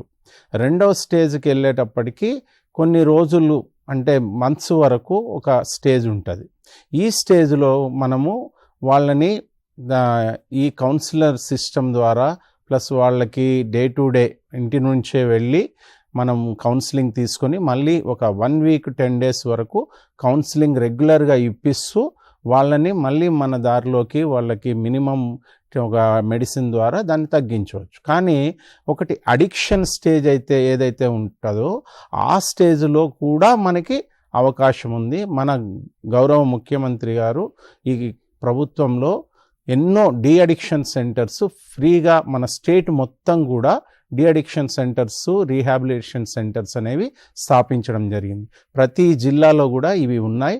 మనము ఎక్కువ అడిక్ట్ అయిన రీచ్ అవ్వాలంటే 1908 ఎస్, ఇప్పుడు మాకు చెప్తే మీకు నియర్ బై ఉన్న డీ అడిక్షన్ సెంటర్స్ యొక్క ఇన్ఫర్మేషన్ మేము ఇస్తాము. ఆ పిల్లవాడిని ఆ నియర్ బై మీరున్న లొకేషన్కి అతి దగ్గరలో ఉన్న డీ అడిక్షన్ సెంటర్ ఏంటి అనేది మేము ఇన్ఫర్మేషన్ ఇస్తాం. 1908కి కాల్ చేస్తే అక్కడ మీకు ఆ అడిక్ట్ అయిన వాళ్ళని ఒక 15 రోజుల నుండి ఒక 30 రోజుల వరకు డిపెండింగ్ ఆన్ వాళ్ళ గ్రావిటీ, వాళ్ళు ఎంత లోతుగా వాళ్ళు అడిక్ట్ అయ్యారనే దాని మీద వాళ్ళకి అడ్మిట్ చేసుకొని అక్కడే ఉంచి వాళ్ళకి ట్రీట్మెంట్ ఇచ్చి వాళ్ళు మళ్ళీ వేరే రూట్లో వెళ్లకుండా అన్ని రకాలుగా వాళ్ళకి యోగా చేయించడం కానీ, డీ అడిక్షన్ కౌన్సిలింగ్ చేయించడం కానీ, వాళ్ళకి మెడిసిన్ ఇవ్వడం కానీ, ఇవన్నీ కూడా అక్కడే దగ్గర ఉండి వాళ్ళకి మళ్ళీ ఈ ట్రీట్మెంట్ ద్వారా వాళ్ళని తిరిగి మనం మళ్ళీ మంచి వాళ్ళగా మళ్ళీ తిరిగి ఎలాంటి ఈ అలవాటు నుంచి దూరంగా మనం తీసుకొచ్చి వాళ్ళని మళ్ళీ వాళ్ళకి కొత్త జీవితాన్ని ఇవ్వడం జరుగుతుందమ్మా. కళ్యాణి మేడం, మనకి ఇప్పుడు పాఠశాలలో అంటే స్కూల్ లెవెల్లో ఈ డ్రగ్ అబ్యూస్ గురించి ఎట్లాంటి కమిటీస్ ఉన్నాయి, ఎట్లాంటి చర్యలు తీసుకోవాలి అనేది మన విద్యార్థులకి, టీచర్స్కి ఒకసారి. ఇంతకుముందు మన ఎస్పీ సార్ చెప్పినట్టు మనకి స్కూల్స్లో ప్రహారీ కమిటీస్ అని ప్రహారీ క్లబ్స్ ఫామ్ చేయడం జరిగింది. ఇది లాస్ట్ ఇయర్ నుంచి మనము ఫామ్ చేస్తున్నాము. ఈ ప్రహారీ క్లబ్స్ చాలా యాక్టివ్గా ఉండాలి. వీటి ముఖ్య ఉద్దేశం ఏంటంటే, ఈ ప్రహారీ క్లబ్స్ ఎందుకు ఫామ్ చేశారంటే, మన పాఠశాలలన్నీ డ్రగ్ ఫ్రీ జోన్స్గా, పాఠశాలలు మాత్రమే కాదు చుట్టుపక్కల కూడా ఎక్కడా కూడా డ్రగ్స్ వాడేవారు కానీ అమ్మేవారు కానీ లేకుండా డ్రగ్ ఫ్రీ జోన్స్గా ఉండాలని చెప్పి ఈ ప్రహారీ క్లబ్స్ని మనము ఫామ్ చేయడం జరిగింది. నేను మళ్ళీ ఒకసారి ఈ ప్రహారీ కమిటీలో ఎవరెవరు ఉండాలన్నది మీకు చెప్తాను. ముఖ్యంగా ఈ ప్రహారీ క్లబ్లో మనము ఎవరెవరిని భాగస్వాములను చేస్తున్నామంటే, మొదట కాలేజ్ కానీ స్కూల్ కానీ ఉంటే ఆ ప్రిన్సిపల్ లేదా హెడ్ మాస్టర్ ఎవరైతే ఉంటారో ఆయన ఫస్ట్ మొదట దీనికి కన్వీనర్గా ఉంటారు. ఆ తర్వాత మనము ఎవరైతే ఏమంటారు స్టూడెంట్ ఫ్రెండ్లీ టీచర్స్ ఎవరైతే ఉంటారో, active teacher in the school ఎవరైతే ఉంటారో, అంటే పిల్లలతో ఎక్కువగా కలివిడిగా ఉండే టీచర్స్, వాళ్ళని మనము మెంబర్స్. అంతేకాకుండా ఒక physical director in the school, ఆయనను కూడా మనం, ఆయన లేదా ఆవిడని కూడా మనం ఇందులో ఒక మెంబర్గా తీసుకుంటాం. అదే ఇంకా ఆ లోకల్ పోలీస్ స్టేషన్ ఏదైతే ఉంటుందో ఆ పాఠశాలకు దగ్గరలో, అక్కడి నుంచి ఒక పోలీస్ కానిస్టేబుల్ని కూడా దీనిలో మెంబర్గా తీసుకోవడం జరుగుతుంది. అండ్ ప్రతి క్లాస్ నుంచి, అంటే 6వ తరగతి నుంచి 12వ తరగతి వరకు ప్రతి క్లాస్ నుండి 2 స్టూడెంట్స్ని కూడా ఈ కమిటీలో మనం మెంబర్స్గా తీసుకుంటాం. అయితే వీళ్ళు చేయాల్సిన పని ఏంటి అంటే, ప్రహారీ క్లబ్స్ మేజర్గా పోషించవలసిన పాత్ర ఏంటి అంటే అవగాహన కల్పించడం. అంటే అందరు పిల్లలకి ఈ డ్రగ్ అబ్యూస్ గురించి, రకరకాల డ్రగ్స్ గురించి, అండ్ ఎవరైనా చుట్టుపక్కల కొంచెం సందేహంగా అనిపించిన, లేదా వాళ్ళ పియర్ గ్రూప్లో ఎవరైనా అట్లా కొంచెం డిఫరెంట్గా ఇందాక మనం చర్చించుకున్నట్టు బిహేవియర్ వేరుగా ఉన్నా కూడా మనం ఈ కమిటీలో చర్చించడము, వాళ్ళ దృష్టికి తేవడము, వాళ్ళకి అవసరమైన సహాయం కలిగించడము చేయాలి. ఓకే మేడం, ఇప్పుడు ఒక ఫోన్ కాల్ ఉంది, చూద్దాం madam. Hello hello hello ma'am, good afternoon. Good afternoon, చెప్పండి madam. I'm Sheetal calling from Nalgonda district ma'am. Okay Sheetal madam, చెప్పండి. నల్గొండ నుంచి మాట్లాడుతున్నాను మేడం, చెప్పండి. మేడం మేము అంటే ప్రహరీ క్లబ్ యాక్టివిటీస్ మంచిగా చేస్తున్నాం మేము. ఓకే. స్కూల్లో, కానీ మాకు సపోర్ట్ డిస్ట్రిక్ట్ లెవెల్ నుంచి, డిస్ట్రిక్ట్ ఆఫీస్ నుంచి ఏమీ లేదు మేడం. ఇది ఒకటి. And one more point is in my school also ma'am, we have identified 2-3 people, I mean 2-3 students who are having this kind of habit addiction. Okay. But we are not getting any support, ma'am. So if you can kindly provide us some support or help us out, it will be of great help, ma'am. Sir చెప్పండి, అంటే వాళ్ళకి స్కూల్లో ఇంకా support అనేది రాలేదు. అమ్మా, మీకు what kind of support you need అమ్మా? అంటే మీరు దేని గురించి మాట్లాడుతున్నారు? ఆమె అంటే అక్కడ అడిక్షన్ ఉన్నాయి సార్ పిల్లలకి, కానీ వాళ్ళని ఎలా ఎవరిని చేసి వీళ్ళని ఎలా కొంచెం కౌన్సిలింగ్ ఇద్దాం అంటే మేము ఇస్తున్నాం కౌన్సిలింగ్, కానీ కొంచెం బెదిరించడం కానీ, how to tell them. We don't have any idea about the rehabilitation centers or okay అమ్మా. ప్రతి డిస్ట్రిక్ట్ హెడ్ క్వార్టర్ లో మనకి ఇప్పుడు ఒక డి అడిక్షన్ సెంటర్ అనేది గవర్నమెంట్ హాస్పిటల్స్ లో అనుసంధానం చేసి ప్రతి జిల్లాలో గవర్నమెంట్ తరఫున మనం ఒకటి పెట్టడం జరిగిందమ్మా. దాంట్లో సైకాలజీ ఎక్స్పర్ట్స్ ఉంటారు, అలాగే ఇంకా గ్రావిటీ ఎక్కువ ఉంటే సైక్రాటిక్ ఎక్స్పర్ట్స్ కూడా ఉంటారు, డాక్టర్స్. వాళ్ళు ఖచ్చితంగా ఇప్పుడు మేము చెప్పింది ఏదైతే 1908 మీరు నెంబర్ చెప్పామో, మీకు అలాంటిది ఏదన్నా సస్పీషియస్ మేనర్లో ఎవరైనా స్టూడెంట్ ఉంటే మాకు వాళ్ళ నెంబర్, ఫోన్ నెంబర్ సంబంధించి ఎవరైనా స్టూడెంట్స్ యూజ్ చేస్తుంటే ఆ నెంబర్ కన్నా మాకు ఇచ్చినా కూడా మా దగ్గర ఒక సిస్టమ్ ఉంటుందమ్మా, డోపమ్స్ అని. ఆ పిల్లలకి ఎవరు ఇవి సేల్ చేస్తున్నారు, వాళ్ళని ఎవరు చెడగొడుతున్నారు, వాళ్ళ వివరాలు మేము మా టెక్నాలజీ ద్వారా తెలుసుకొని వాళ్ళ మీద ఫస్ట్ నిఘా పెట్టి అది వీళ్ళకి సప్లై కాకుండా సప్లై చైన్ని కట్ చేస్తాం. సో అదే సేమ్ టైం ఈ పిల్లవాడిని మనం ఈ సైకాలజీ ఎక్స్పర్ట్స్ దగ్గరికి గైడ్ చేసి మా వాళ్ళు అక్కడికి ఒకవేళ వీళ్ళు అక్కడికి రాలేని పక్షంలో వాళ్ళ సైకాలజీ ఎక్స్పర్ట్సే మీ దగ్గరికి వచ్చే విధంగా కూడా మేము వాళ్ళతో మాట్లాడి మీ దగ్గరికి పంపించి వాళ్ళకి కౌన్సిలింగ్ ఇస్తామమ్మా. దీంట్లో ఒక విషయం దయచేసి అందరూ గుర్తుపెట్టుకోవాలి ఏంటంటే, ఎవరైనా పిల్లలు మీకు సస్పీషియస్ మేనర్లో తెలిసినా లేకుంటే ఒక డ్రగ్ తీసుకున్నట్టు ఐడెంటిఫై చేసినా దయచేసి అందరి ముందు ఆ పిల్లవాడిని ఎక్స్పోజ్ చేయొద్దు. ఇది చాలా చాలా ముఖ్యమైన విషయం. మనం అది ఒక సీక్రసీ మెయింటైన్ చేసి అది మీరు మీలోనే పెట్టుకొని అతన్ని ఏ పిల్లవాళ్ళు ఎవరికి తెలియకుండా మనం తనని సపరేట్గా మనం కౌన్సిలింగ్ ఇవ్వాల్సి ఉంటుంది. అందరి ముందు ఎక్స్పోజర్ అనేది దయచేసి చేయకూడదని ప్రతి ఒక్కరిని రిక్వెస్ట్ చేస్తున్నాం. ఓకే సార్, ఇప్పుడు ఇంకో కాలం చూద్దాం. హలో హలో చెప్పండి, ఎక్కడి నుంచి అమ్మా? My question is, how can I identify drugs? What should I do to stay away from drugs? Please tell me, madam. Okay, what should I do to stay away from drugs? Sir, drugs కి దూరంగా ఉండాలంటే ఏం చేయాలి చెప్పండి. Drugs కి దూరంగా ఉండాలంటే drugs కి దూరంగా ఉండాలంటే first of all cut bad company. నీ పక్కనే ఎవరన్నా చెడు స్నేహితుడు ఉంటే అతన్ని కట్ చేయి ఫస్ట్. ఇది ఫస్ట్ అండ్ ఫార్మోస్ట్ థింగ్ నువ్వు చేయాల్సింది. ద సెకండ్ థింగ్ ఏంటంటే నీ సొంతానికి నువ్వు ఒక గోల్ ఏర్పాటు చేసుకో. అంటే నేను ప్రతిరోజు నువ్వు ఒకసారి నీ జీవితంలో అనుకోవాలి, నేను ఆ గోల్ అచీవ్ కావాలి, నేను ఈ రకంగా ఉండాలి, నా తల్లిదండ్రులకు బ్యాడ్ నేమ్ తీసుకురావద్దు, అదేవిధంగా నేను నా ఫ్యూచర్ బాగుండాలి. ఇటువంటి గోల్స్ పెట్టుకొని ప్రతిరోజు ఒకసారి ఆ గోల్ గురించి ఆలోచించు. నువ్వు ఈరోజు నువ్వు తీసుకునే ఏ డెసిషన్ అయినా నీ భవిష్యత్తు మొత్తాన్ని నిర్ణయిస్తుంది. It will change your entire future. So ఈరోజు తీసుకునే step very important. First stay away from bad habits, bad friends. First of all ఉండు. First of all every day say to yourself that I will be away from all bad habits in my life. I will be good in my studies. I will take my future brightly. ఇటువంటి words every day say to your self. ఇది చాలా motivation ఇస్తుంది. ఇదే విధంగా ఎవరైనా నీ పక్క వాళ్ళు కూడా ఏదైనా చేసినప్పుడు చేతనైతే వాళ్ళని మార్చడానికి ప్రయత్నం చేయి. లేదంటే వాళ్ళ గురించి మీ టీచర్స్ కానీ ఎవరికైనా చెప్పి వాళ్ళ నుంచి దూరంగా ఉండటానికి ప్రయత్నం చేయి. ఒకవేళ వాళ్ళు మారినప్పుడు ఈ మార్గాలు చేసుకోవడం ద్వారా you can stay away from drugs. In addition to that sir చెప్పిందమ్మా, ఒకటి గుర్తుపెట్టుకోవాలి, ప్రతి విద్యార్థి కూడా మనము ఈ డ్రగ్స్ అనేది టెంపరీగా మనకి ఆనందాన్ని ఇస్తుందేమో కానీ పర్మనెంట్గా మీకు ఎప్పటికీ ఆనందాన్ని ఇచ్చేది మీరు ఎంచుకున్న గోల్ని మీరు రీచ్ అవ్వడము, మీరు లైఫ్లో సక్సెస్ అవ్వడం. అలాగే దీని నుండి మీరు దూరంగా ఉండడానికి ముఖ్యంగా ప్రతి పిల్లవాళ్ళు మీరు చాలా మార్గాలు ఉన్నాయి. ఇప్పుడు మనకి ఆటలు ఉన్నాయి. ఇఫ్ మీకు క్రికెట్ ఉందనుకోండి ఇష్టం, ఎంజాయ్ చేయండి, క్రికెట్లో ఎంజాయ్ చేయండి. ఇఫ్ మీరు మంచి ఫుడ్ తినండి, మంచిగా స్విమ్మింగ్ చేయండి, మంచిగా రన్నింగ్ చేయండి. ఇవన్నీ కూడా మనకి ప్లెజర్ని ఇస్తాయి. ఇవి డ్రగ్స్ అనేది ఏదో ఎవరో చెప్తారు, తప్పు. అది డ్రగ్స్ వల్ల నీకు ఏమీ రాదు, నీ మొత్తం ఆరోగ్యం చెడిపోతుంది తప్ప నీకు ఎలాంటి ఉపయోగం ఉండదు. నువ్వు డ్రగ్స్కి దూరంగా నువ్వు పెట్టుకోవాలంటే ఒకటే, మంచిగా హ్యాపీ లైఫ్లో ఎంజాయ్ చేయడానికి ఎన్నో మార్గాలు ఉన్నాయి.